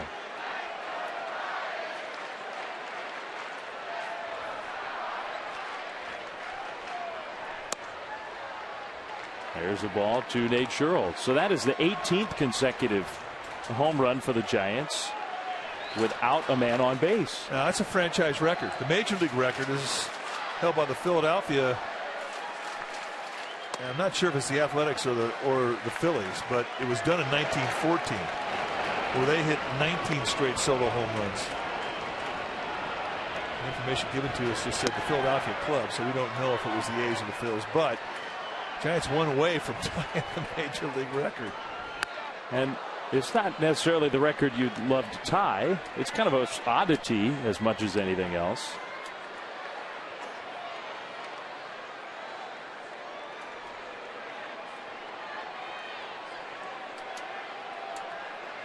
Three-two pitch, fouled off by Sherholtz. Hey, I hope they tie it right now. Why not? Tie it right now and break it with Cordy Ross on deck. I have no problem with that, partner. Neither do I.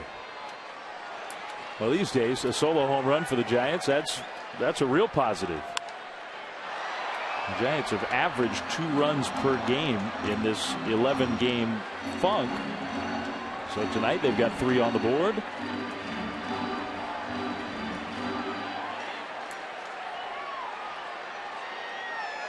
Two of them by solo home run. Sherholtz strikes out swinging. Third strikeout for McDonald. Well, Giants baseball on Comcast Sports in Bay Area is brought to you by Infineon Raceway. The Indy Grand Prix of Sonoma IZOD IndyCar Series returns to Sonoma August 26th through the 28th. Tickets at InfineonRaceway.com. Well, I asked the obvious follow-up question. 1914 Phillies, the team with the 19 consecutive solo home runs. Giants have 18 now. Cody Ross looking for a hit big time.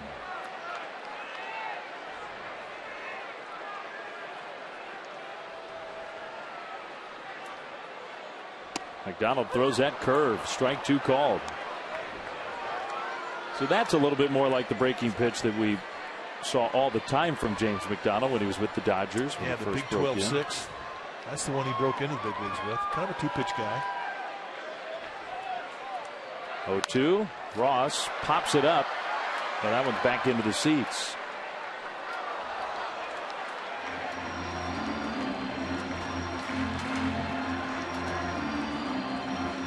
Oh yeah, it's amazing how talkative guys get when they hit doubles and hit home runs. Keppinger with a 2-bagger, back of the 4th. Huff a double and a home run tonight.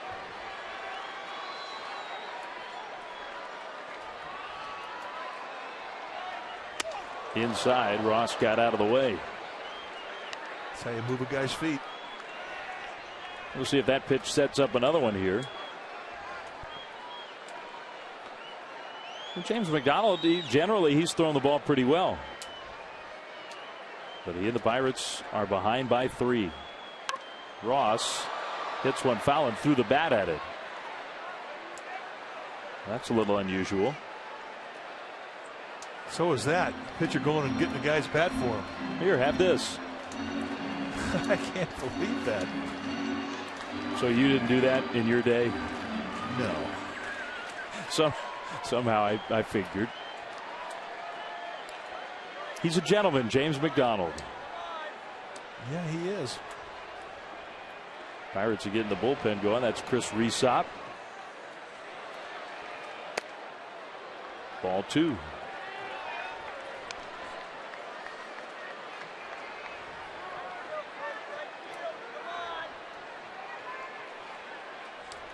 Chase Utley had that weird play the other day against Lincecum where he threw the bat and it hit Lincecum. Ross strikes out swinging. So Cody's struggles continue, but the Giants get another home run, this time from Aubrey Huff. Kipes coming back to the television side with the Giants leading 3-0.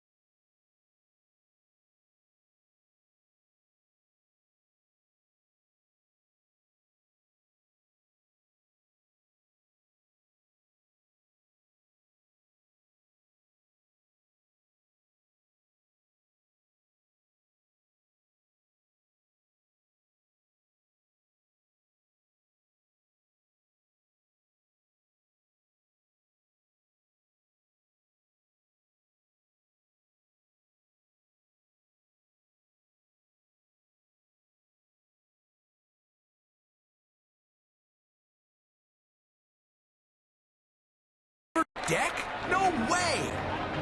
Time now for our Toyota game summary. It's brought to you by your local Toyota dealer. No runs, 4 hits, no errors for the Pirates. 3 runs, 4 hits, 1 error for the Giants. And Madison Bumgarner outstanding tonight. Chris Stewart, his first big league home run. And a 2-hit night for Aubrey Huff with a couple RBIs, a double and a home run. So all in all, a good first 6 innings for the Giants. That's our Toyota game summary. And welcome back, Dwayne Kuiper. All right, here's Ryan Domit as Bumgarner throws, and he throws down low. So, yeah, we got him dressed up tonight. Or one of them dressed up tonight. She's got her war paint on. Oh, yeah, that's a great smile right there. Domit is 1 for 2. 2-0. Wood and then Cedeno, 7th inning. 89 pitches for Bumgarner. So you went over the radio side and got 3 runs, huh? Here's the pitch, and it's 3-0. I did. Nice going. Well, Dave did okay over here. He did well. There's our boy over there. And Bumgarner pours in a strike to make it 3-1.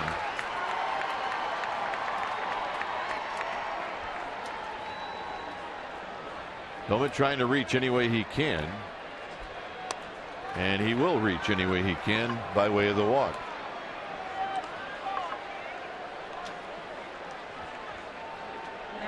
Giants baseball and Comcast Sportsnet Bay Area is brought to you by 30 Minutes or Less in theaters August 12th, and it's rated R. Bumgarner issues his first walk. They might be going to see that. Could happen. Get some popcorn.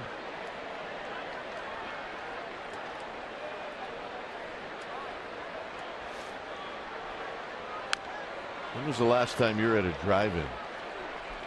1972. Had fun though. Our kids went to one last week, and I didn't even know they still existed. Oh yeah, come on. The Sunset Drive-In. That's the one in San Luis Obispo. High pop-up out of play. It's 0-2. You know, they had during the break, they had the Kiss Cam here at the ballpark, which is a hit. And you're talking about going to the show. That's one thing you could never have at the show, the Kiss Cam at the movie theater. No. You could not.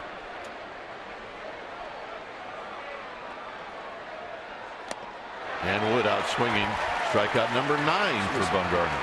Blew his doors down right across the letters. 9 strikeouts, 2 have been called, 7 have been swinging. That's kind of what Tim Lincecum does on a steady basis. You look at him have 10, 11, 12 strikeouts and all of them be swinging strike threes. It's just a testimony of great stuff is what it is.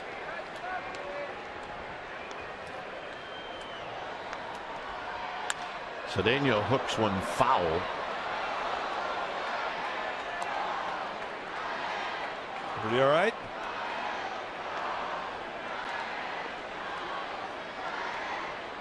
She got it.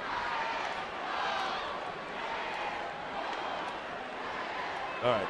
Gamer babe. She's okay. 0-1 to Cedeno. Out of play the other way. 0-2.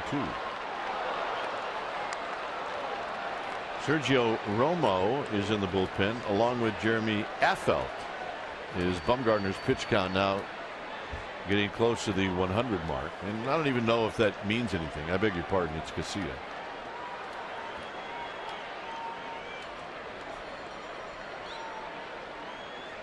And Cedeno just got a piece of a high fastball. Well, I think if you throw him a strike right now, you're doing him a favor. He's in the protect mode, and I think he's in the swing at anything mode.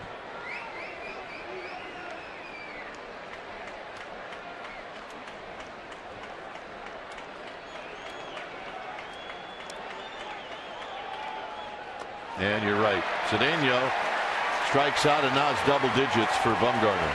Perfect pitch.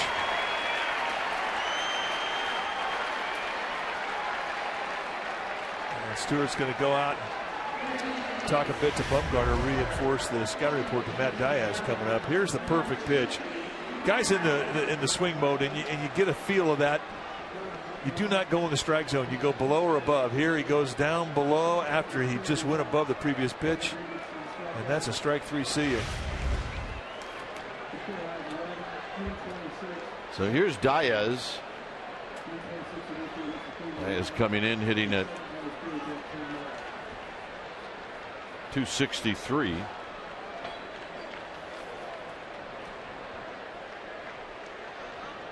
He's got 16 RBIs. He's 9 for 34 as a pinch hitter. And he fouls it back. He waited nicely on that breaking ball, but he could not put it in play. He was not fooled.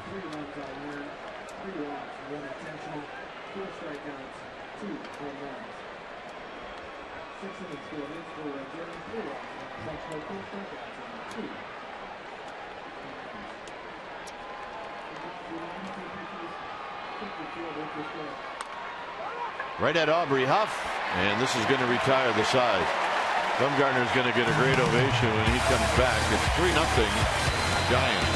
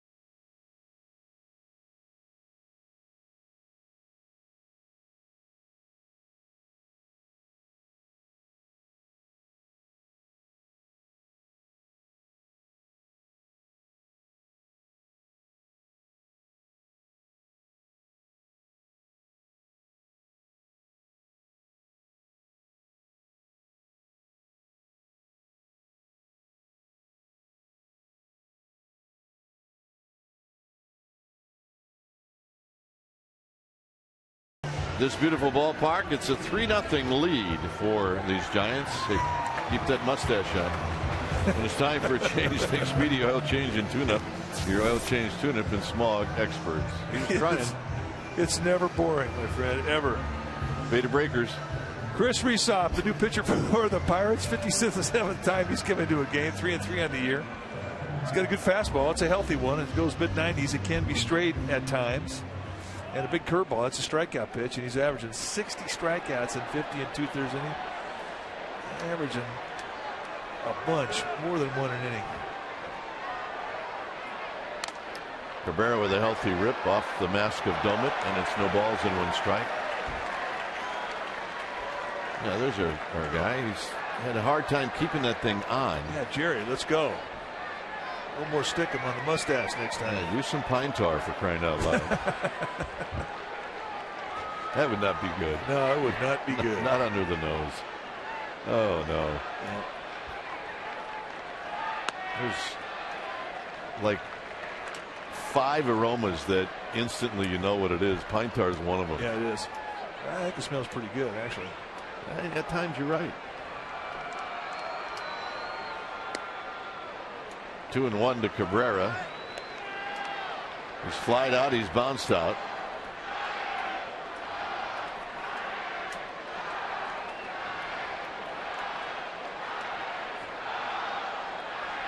He shoots it into left field, a base hit. Well, it is a Coors Light 7th inning. Now it's time for the Coors Light Freeze Can. And earlier tonight, we're going to highlight Chris Stewart, because what he did tonight took him 10 years to get. That's his first big league home run. And that is our Coors Light Freeze Can, brought to you by Frost Brew. Coors Light, the world's most refreshing beer. And you see the smile, which says it all. Fantastic. So here's Stewart with Cabrera now at first base. Bumgarner is on deck. Now Romo goes down to the bullpen.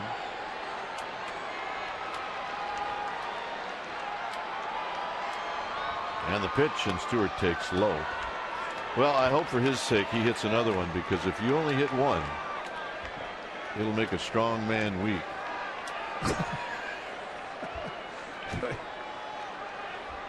You speak from experience, partner. 1 ball and no strikes.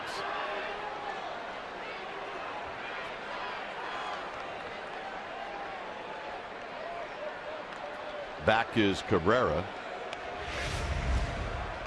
And Guillermo Mota telling Boch that's his first one. And the reaction from Mota when he came into the dugout was classic. I think he was asking, wasn't he? Ochi confirmed it.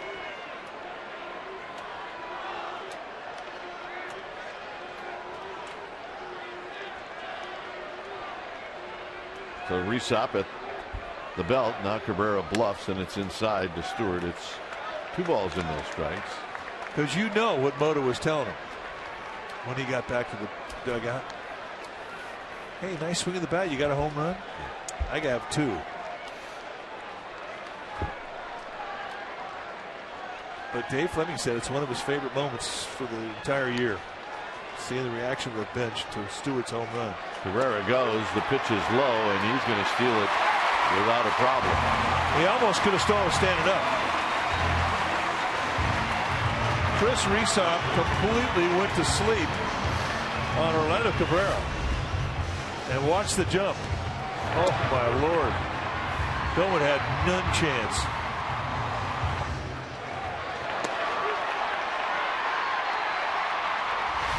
I'm telling you, Ron Hassey's right. You move your arms fast, and it looks like you're faster.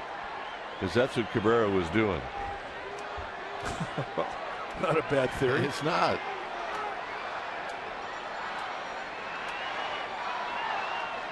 Three and 0 to Stewart. Now it's 3-1.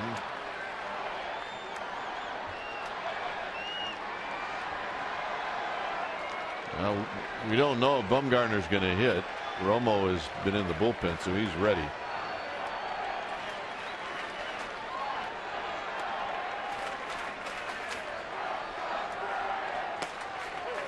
Three and 2.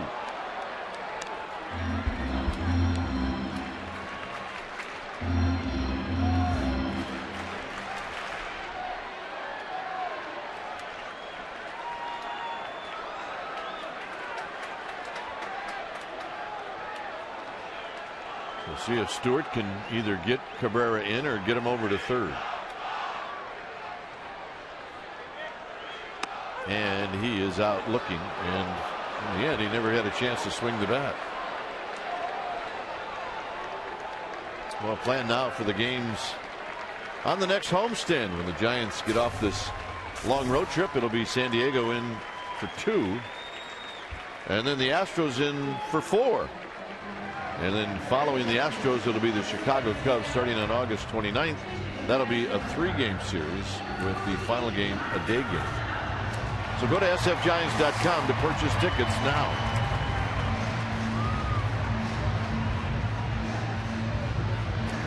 So Fontenot is going to pinch hit. Bumgarner's night is over. And what a night it was for Bumgarner. 7 strong, 4 hits, 1 walk, 10 strikeouts.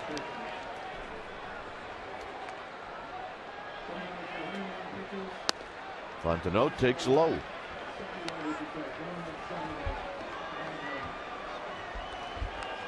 Fontenot came in as a pinch hitter last night. He did pick up a base hit. He stayed in the game and ended up going 1 for 2. There's the skipper talking to the kid.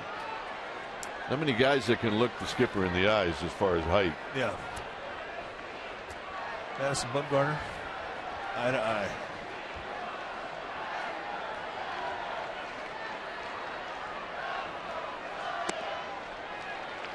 Fontenot not biting, 2-0. He got the kid to smile. Not easy to do the day he pitches.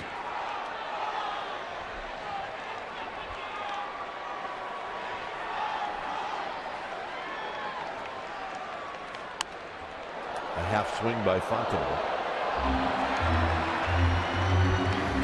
Oh, the old left-hander.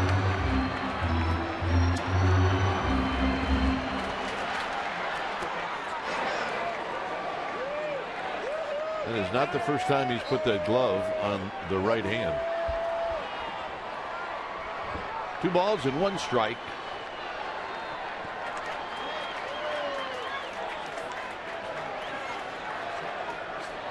And now Rysop will chase Cabrera back. Cabrera's not going anywhere, but Rysop said, all right, I'm going to check on him anyway.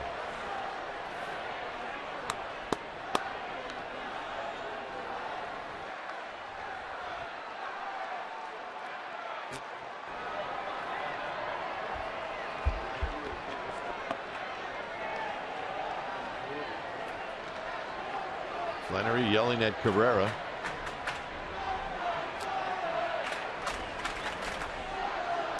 Fontenot fouls it again out of play. It's 2-2. 93-mile-an-hour fastball right down there on the knees. Good pitch.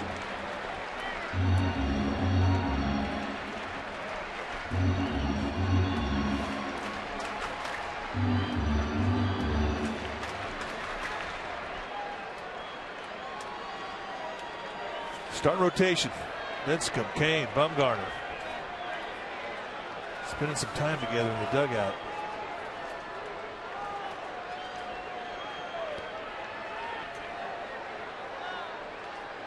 Cabrera dancing around caught the attention of both Cedeno and Rysop.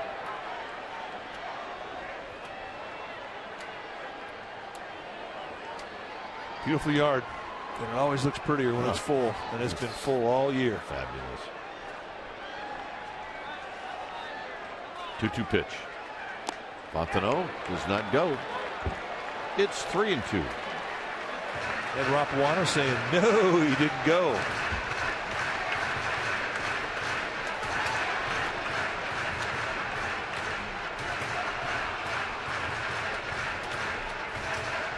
Now, I don't know why. I mean, it doesn't usually feel like a Friday night crowd on a Tuesday night, but it feels that way tonight. You're right. Big game tomorrow. I think it has something to do with it being Grateful Dead night tonight, 2nd annual.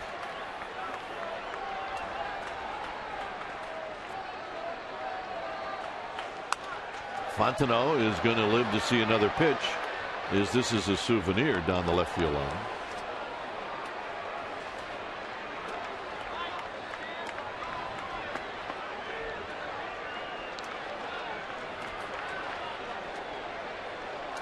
Giants without the services of Billy Hayes today, who earlier had LASIK surgery and is watching the game from inside the Giants clubhouse. Be back in uniform tomorrow. No ugly finders tonight. Yep, Billy Hayes taking a night off. That means the ugly finders take a night off. You're right.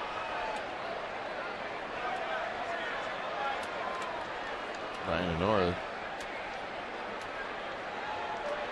doing some work over by the on-deck circle of the Pittsburgh Pirates. It's 3-2 to Fontenot.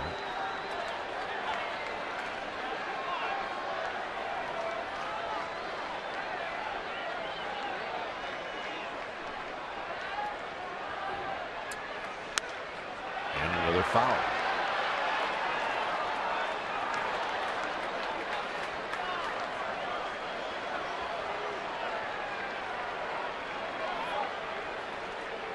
Good night for Bumgarner.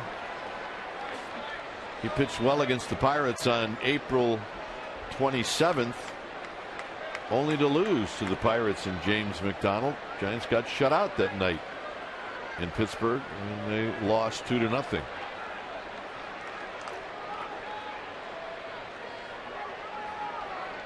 And another 3-2 pitch, and Fontenot pops it up. It's shallow left field. It's Ludwig who puts it away. Well, keep up with the Giants on NBC Bay Area. You can follow the action weeknights at 6 and 11 p.m. on NBC Bay Area News. Get inside access and better coverage of your favorite teams with the combined power of Comcast Sportsnet. Weeknights at 6 and 11 p.m. The Bay Area's biggest and best sports reporting team is on NBC Bay Area. That's a move that just makes too much sense. It does. Here's Andres Torres, 0 for 2.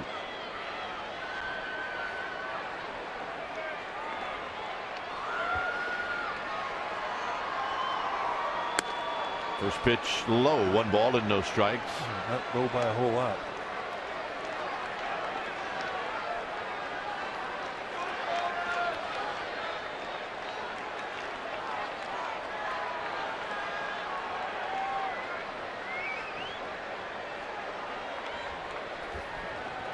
Resop sets right at the belt, and a swing and a miss by Torres. And that evens the count at 1 ball and 1 strike.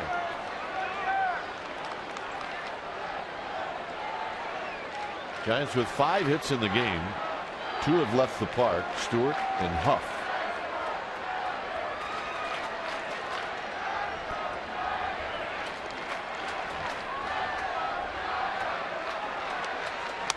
Same spot, same results, 1 and 2. And it almost looks a little bit like Torres is trying to pull that pitch and he can't do it. Sean Estes is in the house. Yeah, Giants post-game live tonight. And Jamie Sire sitting next to him. Michael Urban on his left. To the right of your screen, Ray Ratto at the end.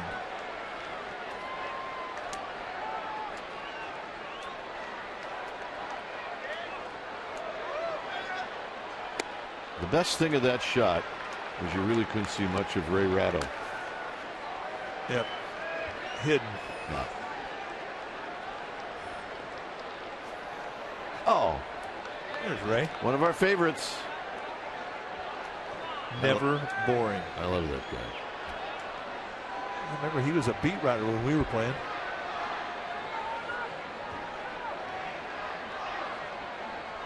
2-2 pitch. Torres pops it up. It's going to be Walker who puts it away to end the inning. 8th inning coming up, top of the order for the Pirates.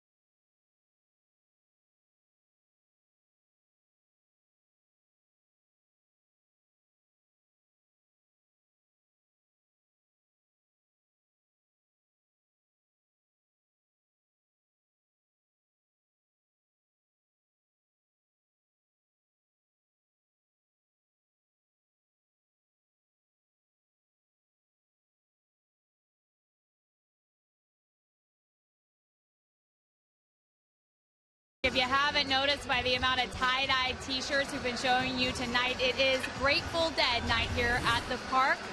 Earlier this evening on the field singing the national anthem, original members of the Dead, Phil Lesh and Bob Weir joining them. The Giants' own third base coach, Tim Flannery, gentlemen, he told me that he wasn't nervous at all. He was excited. Unbelievable. They had not rehearsed this together. They sent him a tape, and Tim practiced on his own. He said he's never sung the anthem before, but when Bob Weir asked you to do something, you do it. And gentlemen, he nailed it. He did well. He really did. Here's Sergio Romo facing Andrew McCutchen. And McCutchen lines it into right field, and that's going to be a base hit. Sherholtz will dig it out, and it's a leadoff double, and it's the first hit that Romo has given up in a very long time. Well, you're right. I mean, he had a perfect game going. If you add up all the number of innings that he's pitched, it was well over a perfect game. It's rare to see him give up any kind of contact. When it's time for a change, think Speedy Oil Change and Tune-Up, your oil change tune-up and smog experts. He had retired 31 in a row prior to that swing of the bat from Andrew McCutchen. Javier Lopez starting to get up and get greased.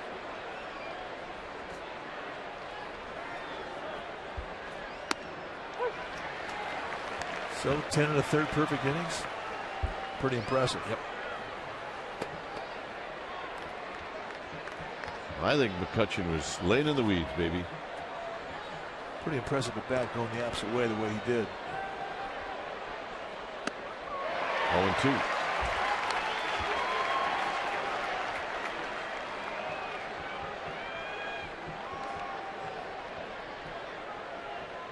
So a quick 0-2 after the double by McCutchen.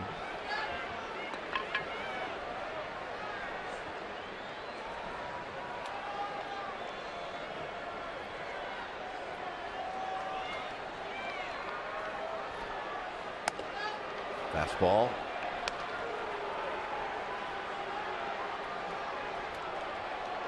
Jones started to go, thought about it, but then held up.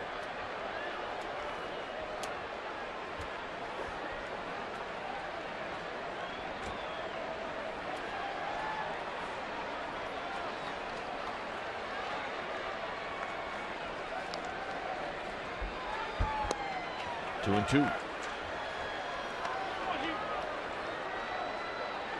Jones a big guy, 6'4", 240.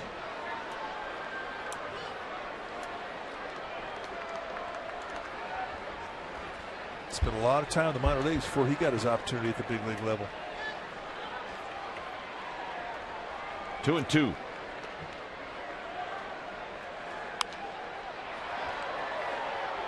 Back to the club level.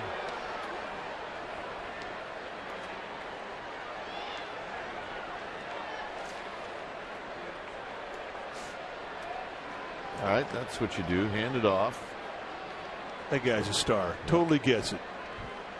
Nice going. 2 balls, 2 strikes. Not close. 3 and 2. Romo wants a new baseball.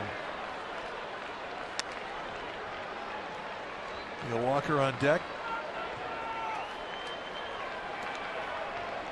Well, Walker's a switch hitter, so with Lopez in the bullpen, it'll be interesting to see what Bruce Bochy does should Jones reach.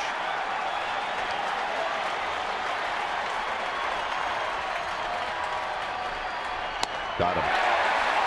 All said and done, he went up right above the hands with 90-mile-an-hour fastball, and he gets a swing through. See ya.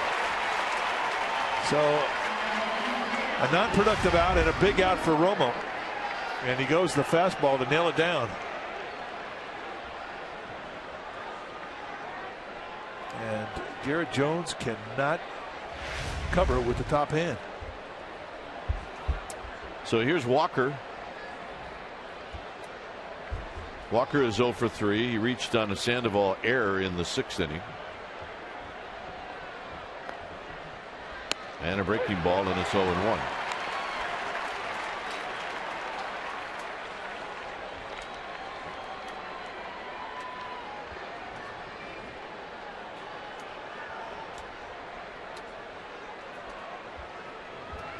McCutchen led the inning off with a double. On the ground foul is Walker reaching. And it's 0-2. Two-seam fastball, movement going away from Walker. It really bothered Romo last year to get the handle of right-handed specialists. To him, it was a challenge. See, I can get left-handers out too. See Javier Lopez, he's done, ready if needed, fully greased. Very high, 1-2. And Romo, who was a closer in the minor leagues, he always felt that, I can get guys out, lefty, righty, no problem. And I think you have to have that confidence when you get into a role, as he has here with the Giants, to be that right-handed guy. There are times when you are given the responsibility to get a lefty, like right now. Cody Ross will get some work in left field. 2 outs for Derek Lee. Well, the 2 pitches that he really worked on in spring, the changeup and the two-seam fastball, have been good weapons this year. See, lefties hit 250 last year. They were well above 300 against him. So he's really, with the addition of those 2 pitches, done a whole lot better this year against lefties. He's had a great year. Here's Lee. Lee always dangerous. And he takes a breaking ball down low.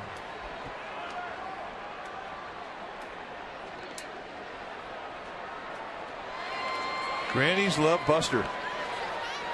What's better than Buster? Twin Busters. Well, okay. Well, the Posies are expecting twins, right? Yes, they are. Pretty soon. It's going to happen in the next few days. Yep, grannies get it, don't they? They always do. 2-0 to Lee. And a strike. 2 balls and 1 strike. Front door.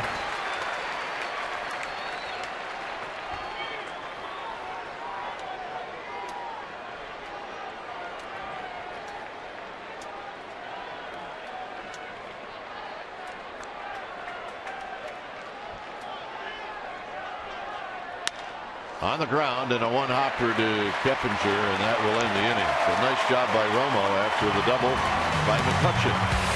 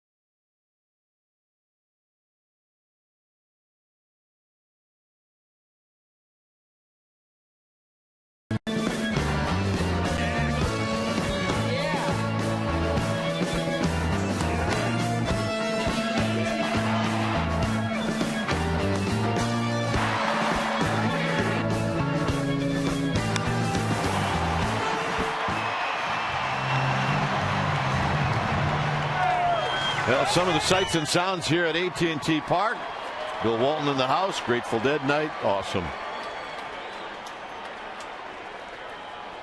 Well, when it's time for a change, think Speedy Oil Change and Tune-Up. Your oil change, tune-up, and smog experts. The new pitcher now for the Pirates will be Jason Grilli.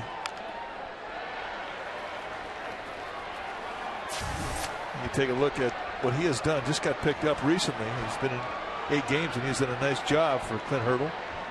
14 strikeouts in 11 2/3. He will get a wild hair up his nose, however.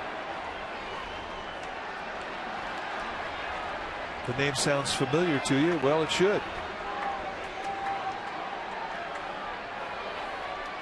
Should it? Really? First round pick for the Giants in 1997. Oh, that's right. He was the 4th pick overall. Keppinger off the end of his bat. And he got sent to Florida in a deal that brought brought Livan Hernandez here to San Francisco. He went over with Nate Bump. As you see Brian Wilson start to get greased up now.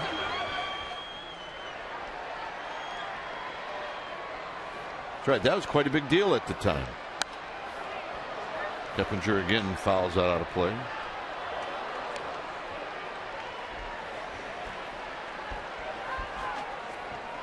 Keppinger with a booming double in the 4th inning.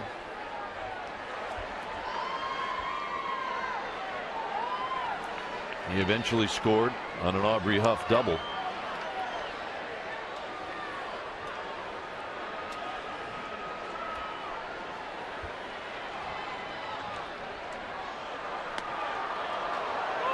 And they're going to say Keppinger went around. Well, join us tomorrow at noon for our next TV game, the finale of this 3-game set with the Pirates. It'll be Jeff Carson's on the hill for the Pirates taking on Jonathan Sanchez. Our pregame live starts at noon. You'll see it right here on Comcast Sportsnet Bay Area. So if you can't get out here, join us on TV.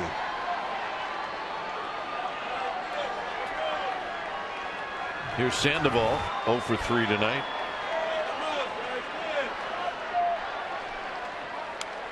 Sandoval swings and fouls it back. Just missed it. This is Grilli's 15th year of professional baseball. He's got almost 5 years at the big league level.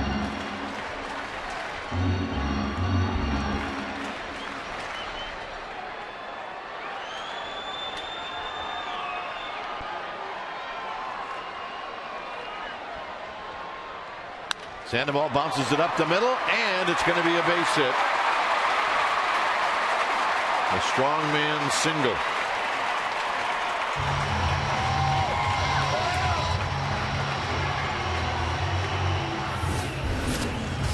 Now the 6th inning, Aubrey Huff stepped up against James McDonald and it did this.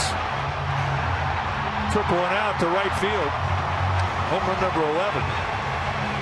And that lit this place up. Had a good night. Double an RBI and a home run with another RBI, of course.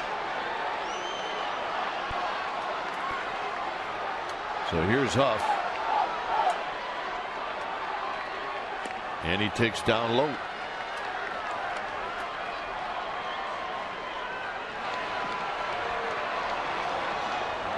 Garcia and Wilson.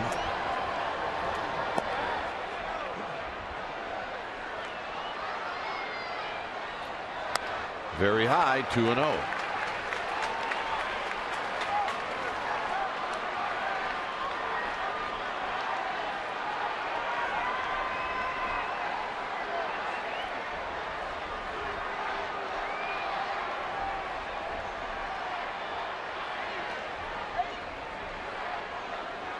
Huff on the ground and a base hit to right field. Sandoval will make the turn. He will race into third, and Huff's got his 3rd hit. It's got to feel pretty good for Aubrey Huff. Yes, it does. It's got to feel like you're starting to get hot. And it's exactly what they need. An opposite field gap double, a home run to right field. Here he finds a gap on the right side. Get Good pitches to hit, not missing them. So when it's time for a change, think Speedy Oil Change and Tune-Up, your oil change tune-up and smog experts. We'll be back.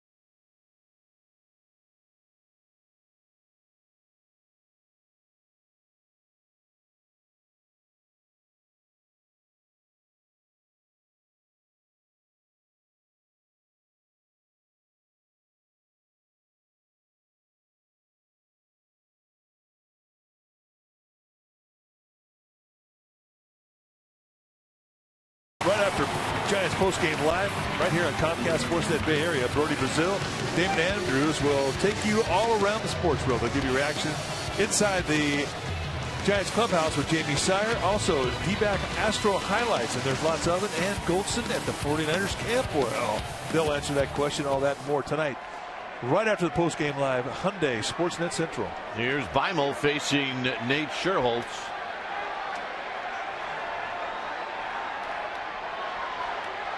And back is Huff. Scherholz 2 for 5 in his career against Beimel. See the numbers for Joe Beimel in 31 games, or 30 games, 1-1 with a 4.30 ERA. Sinker, slider, curveball, changeup guy.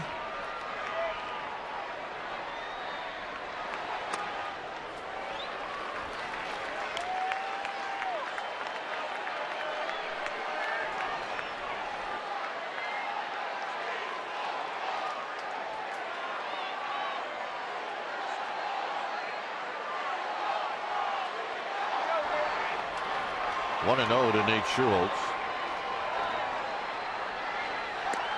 2 balls and no strikes. Down the left field line, Jeff Smith, the rookie ball dude, winner of this year's Ball Dude Camp, a fundraiser for the Giants Community Fund. And down the right field line is Bob Kelly. When you're 70, it's nice to be called a rookie at anything. That's a good point. Good ball dudes tonight. 3-0 to Scherholz.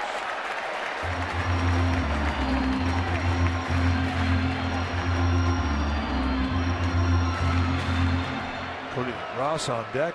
Yeah. Yep. I have a hunch she may know one of the ball dudes. You know what? I'm telling you, our ball dudes, man, they got a following.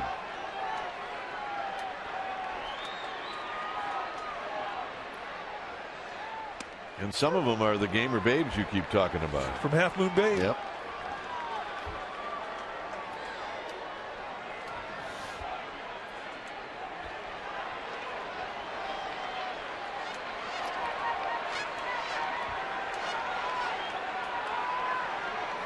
Three-one pitch to Nate Scherholz. And now it's 3-2. By the way,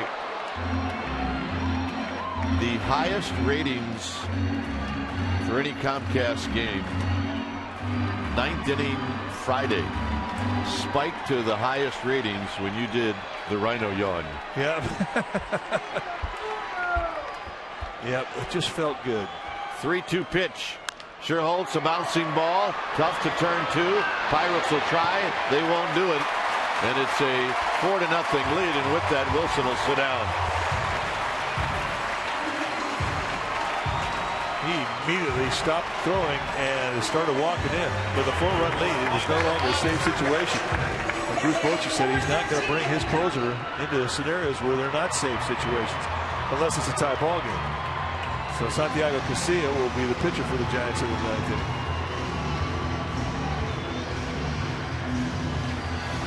So Sandoval scores, and here's Cody Ross.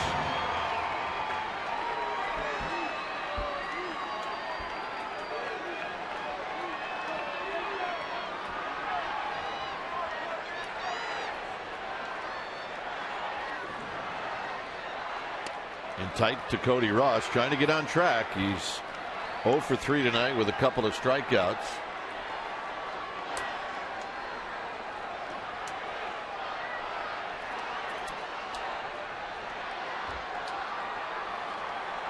So the earned run goes to Grilly's line. And Sherholtz back. The RBI for Sherholtz is 39th.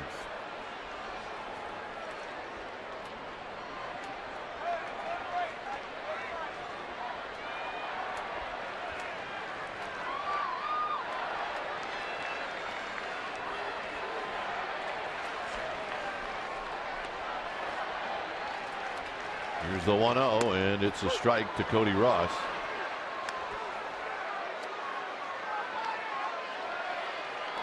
I've seen Cody Ross do this a number of times where he jumps back. So maybe he's just not picking up those pitches on the inner half of the plate.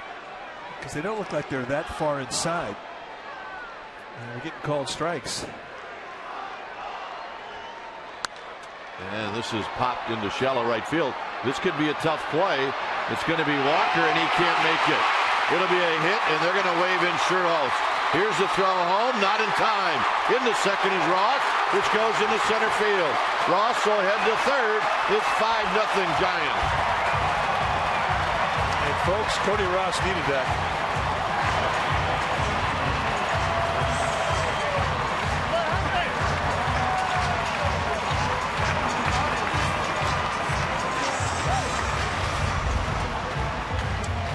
Just a pure Texas leaguer, and from an old second baseman, my partner snipped this one out. Not going to be easy. The wind brings it back away from Walker, and a good heads-up play by Flannery to send Sherholtz. He scores easily, and Ross with a double RBI scampers into third on the air from Ryan Doman.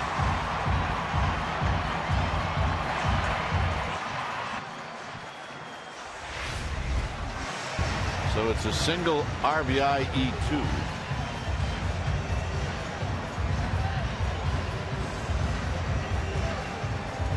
Now Cody Ross has been grinding. He needed some good fortune, and I always think that maybe that's the one thing that gets him going. Here's Cabrera.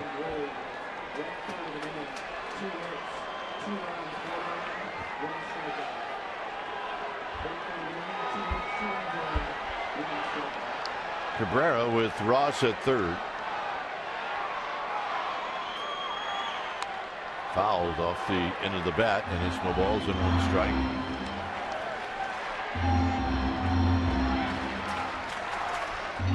Really gets charged with another earned run.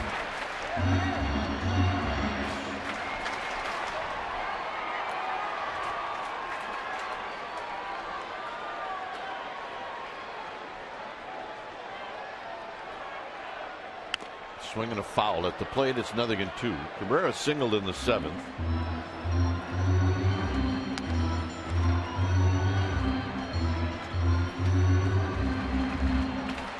Big game tomorrow. We'd love to have you join us. It'll be the final game of the series and homestand.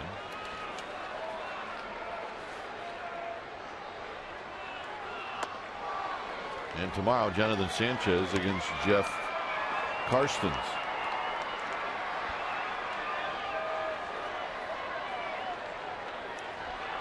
One and two.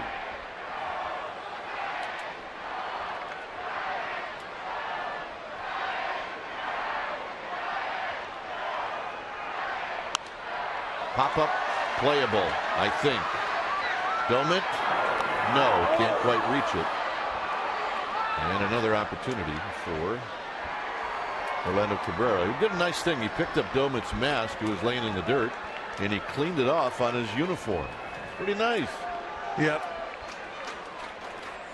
Good sportsmanship.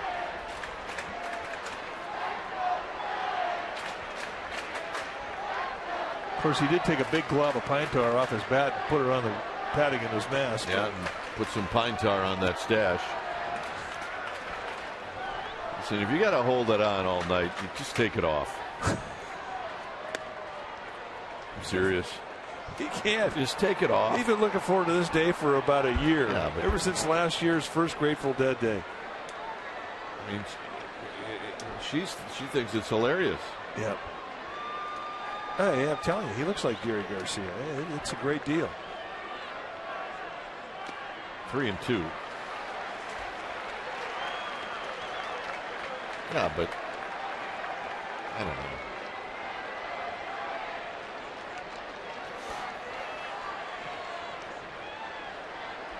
I love it. 3 balls and 2 strikes. Our fans.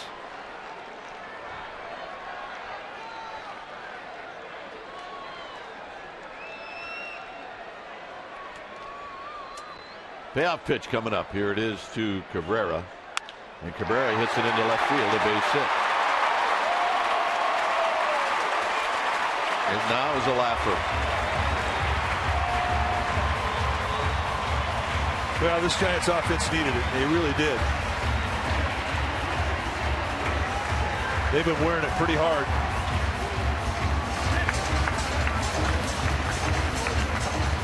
And once again, Clint Hurdle makes the trek out to the mound. So Bidman will depart, but it's time for a change. Things speedy. Oil change and tune-up here. Oil change, tune-up, and smog experts.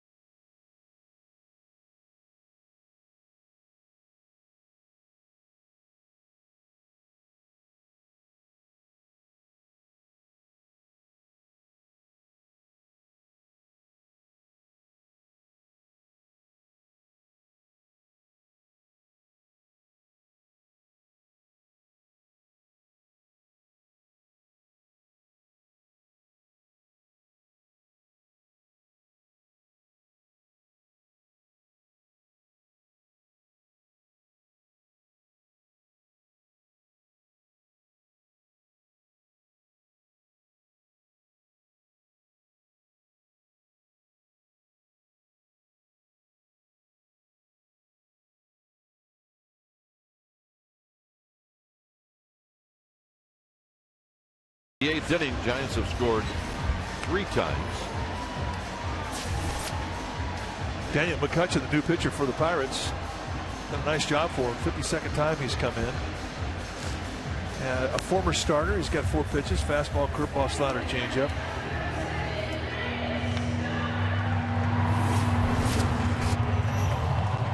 Chris Stewart in the 5th inning hit one out. His first big league home run. It was not a wall scraper either. No, he got it. It was a good one. Took him 10 years of professional baseball to make that trek around the bags, and it lit that bench up. It looked like they were trying to get the ball. I think they got it. So here's McCutchen facing Stewart.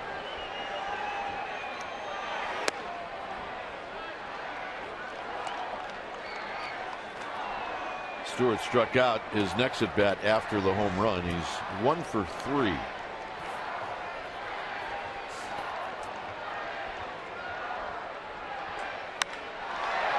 Into left center field, but McCutchen is going to track it down, and that'll end the inning. 3 runs on the board for the Giants, 6 total. 9th inning coming up.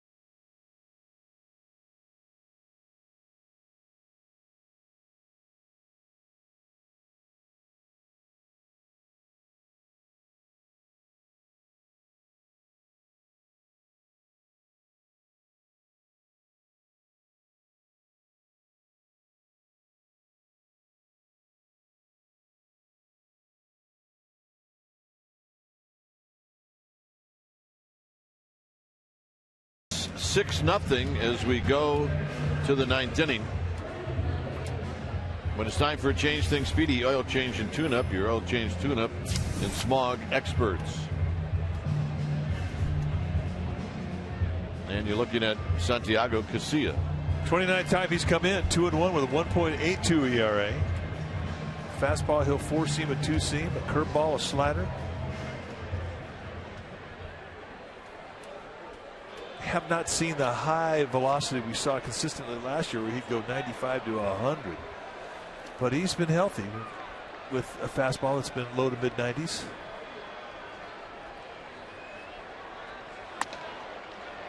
As Ludwig will take a pitch up and in, 1 ball and no strikes.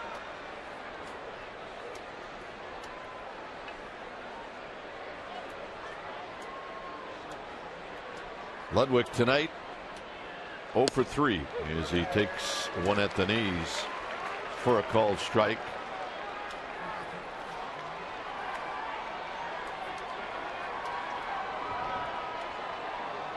Giants trying to win game number 64, win number 64. Here's the 1-1.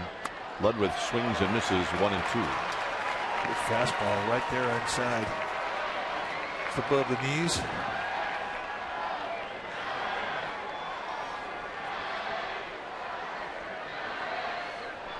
So it's 1 and 2. Domit to follow.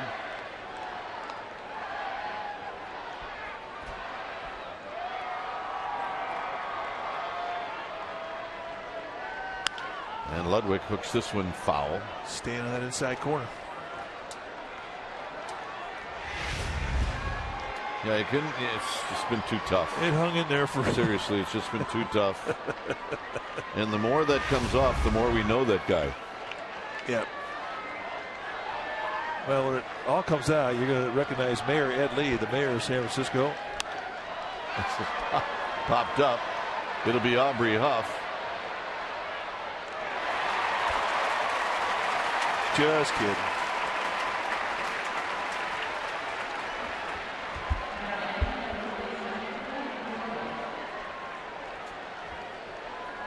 So here's Domit. Domit is 1 for 2 with a walk. He singled in the second.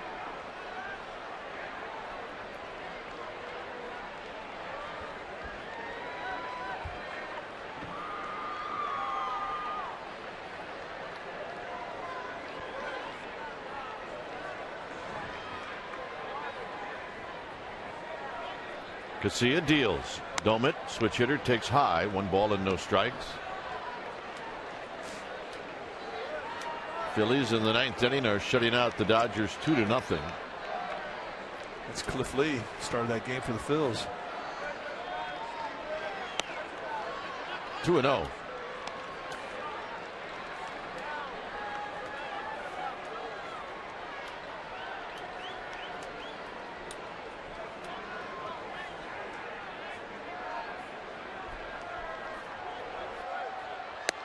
And a strike. 2 balls and 1 strike.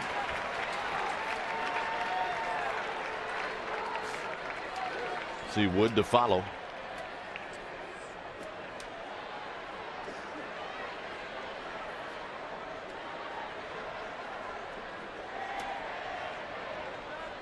Casilla at the belt, and the 2-1 delivery is inside. 3-1. Not by much. Tried the 2-seam grip, little front door with movement, and did not miss by a whole lot. Global umpires probably give Casilla that pitch.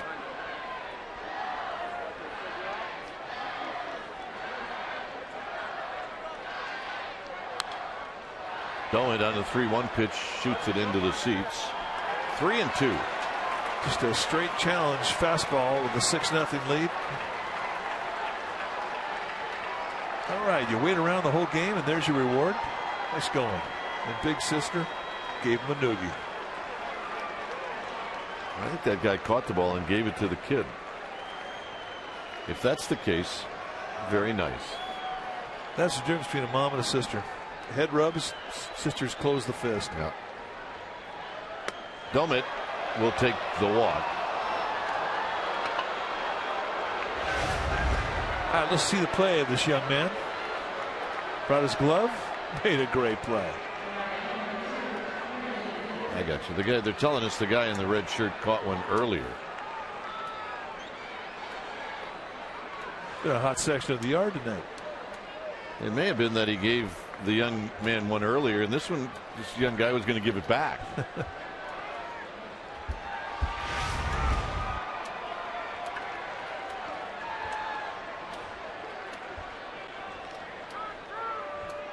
So here's Brandon Wood. Diamondbacks win tonight. They come back after trailing 7-1, and they beat Houston by a final of 11-9.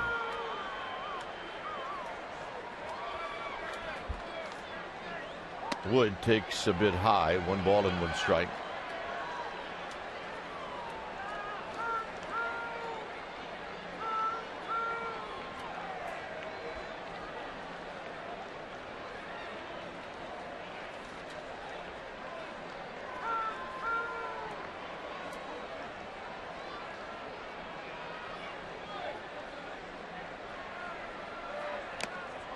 One and 2.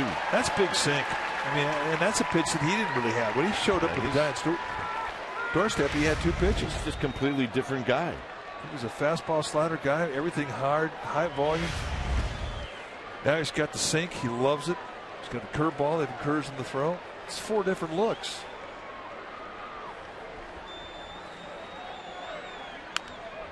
And Wood gets a piece.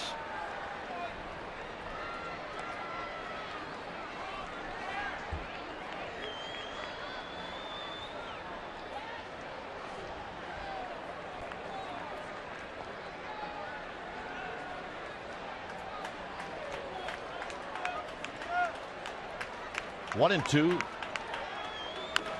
And again, rolled foul.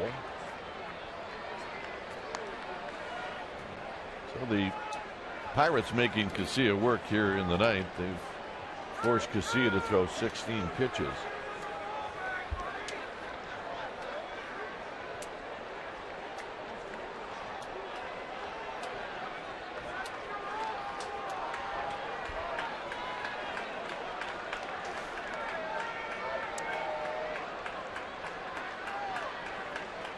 And the 1-2.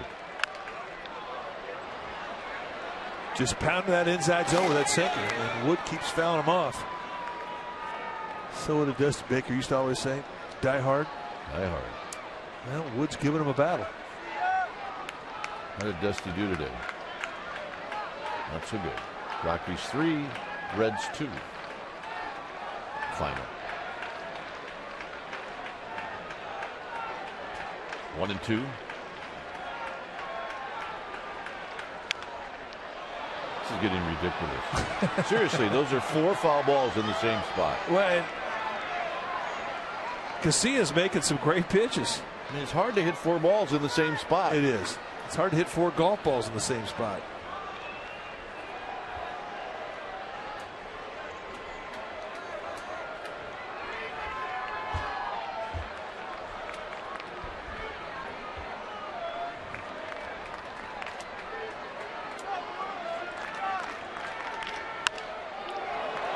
Cabrera, Keppinger, and Keppinger will get dumped by Domit. It's clean. It's his job.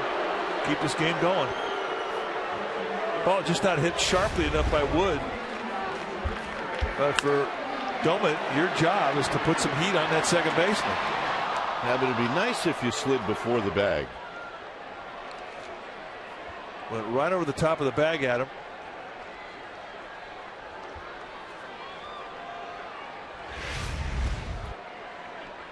Not illegal. Not at all. But maybe unnecessary. It got my partner hot. So you can imagine that Keppinger didn't dig it either. So here's Alvarez.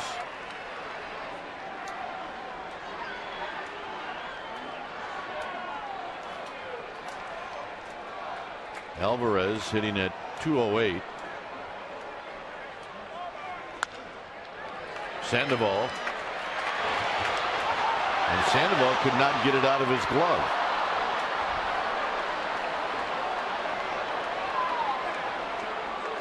So everybody's safe. Wood goes down to second. It'll be an error on Sandoval, his second of the game.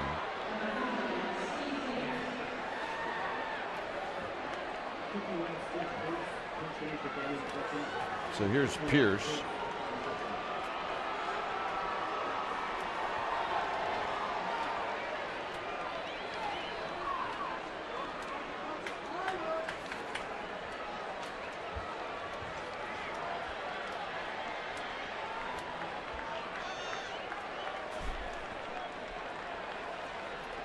Pierce hitting 221. Down low, 1 ball and no strikes. Sandoval standing at third, shaking his head. He's not used to 2 air nights.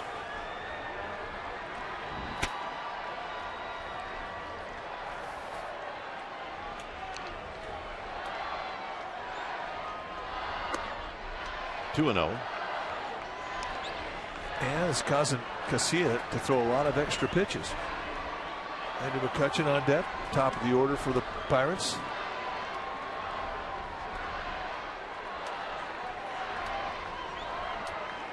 Wood at second. Alvarez at first. It's 3-0. So Casillas now having a hard time throwing strikes, and Bruce Bochy starting to get a little anxious. So what does he do? He tells Brian Wilson to get back down there.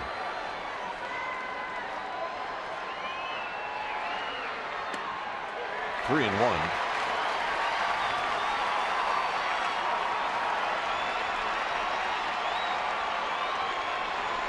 Yeah, it won't take him long. He's already heated up once.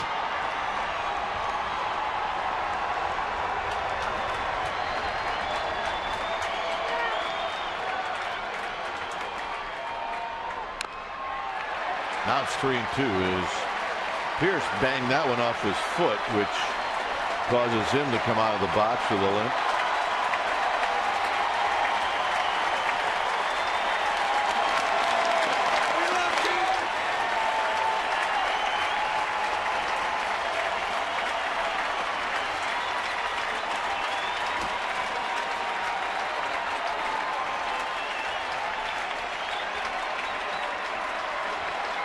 Another night of over 42,000. And they're all on their feet right now.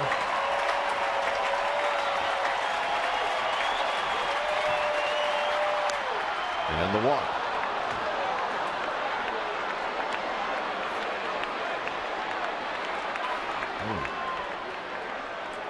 Skipper doesn't look too pleased.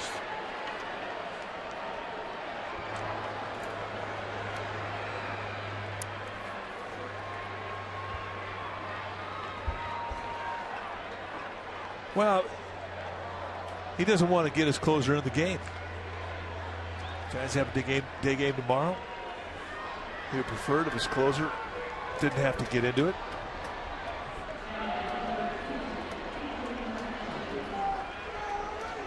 And I think that's what Dave Righetti told Santiago Casilla.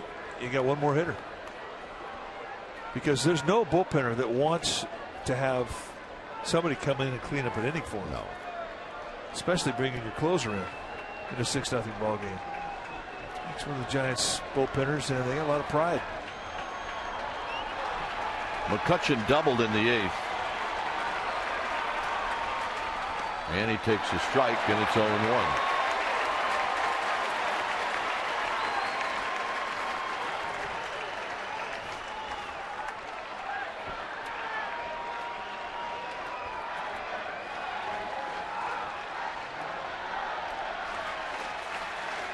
Swing and a miss, 0-2.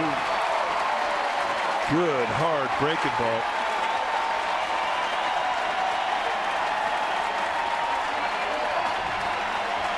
And the way he swung at that, I don't think he saw it real well. Maybe he sees another one. It's 0-2. As this one is down low, 1 ball and 2 strikes.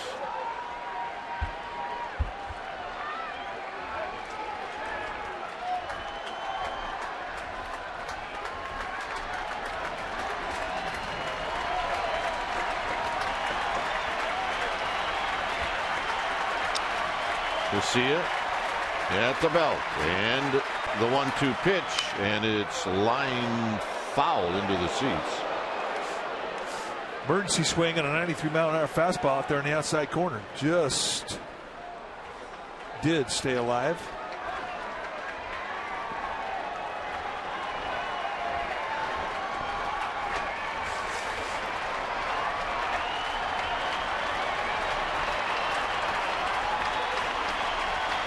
One and 2.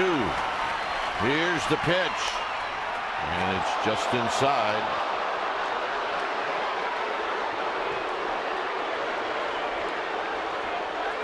So it'll be pitch number 33 for Casilla. Remember, he was not helped out at all in game-ending ground ball to Sandoval. Sandoval couldn't get a handle on it. Extended everything for Casilla. Now it's 2-2.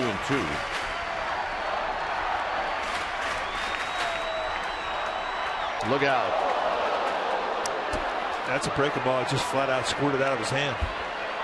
And you usually do that when you're trying to overthrow it. Casilla's going to take a walk. Just you try to overthrow it, and the timing of the pitch goes off, and you lose it.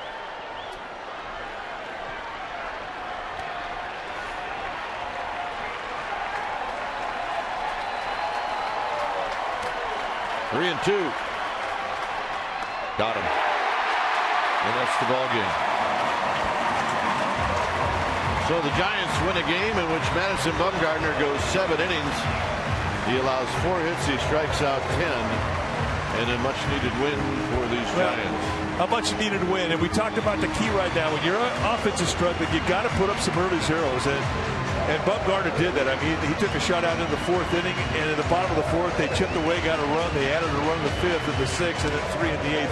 It was Madison Bumgarner that was the key to this victory, and a very, very much-needed victory for this Giants team. Final score: Giants 6, Pirates nothing. Eastern's Giants postgame live with interviews, and the wrap is coming up. But first, let's go to the Sportsnet Central studio for an update.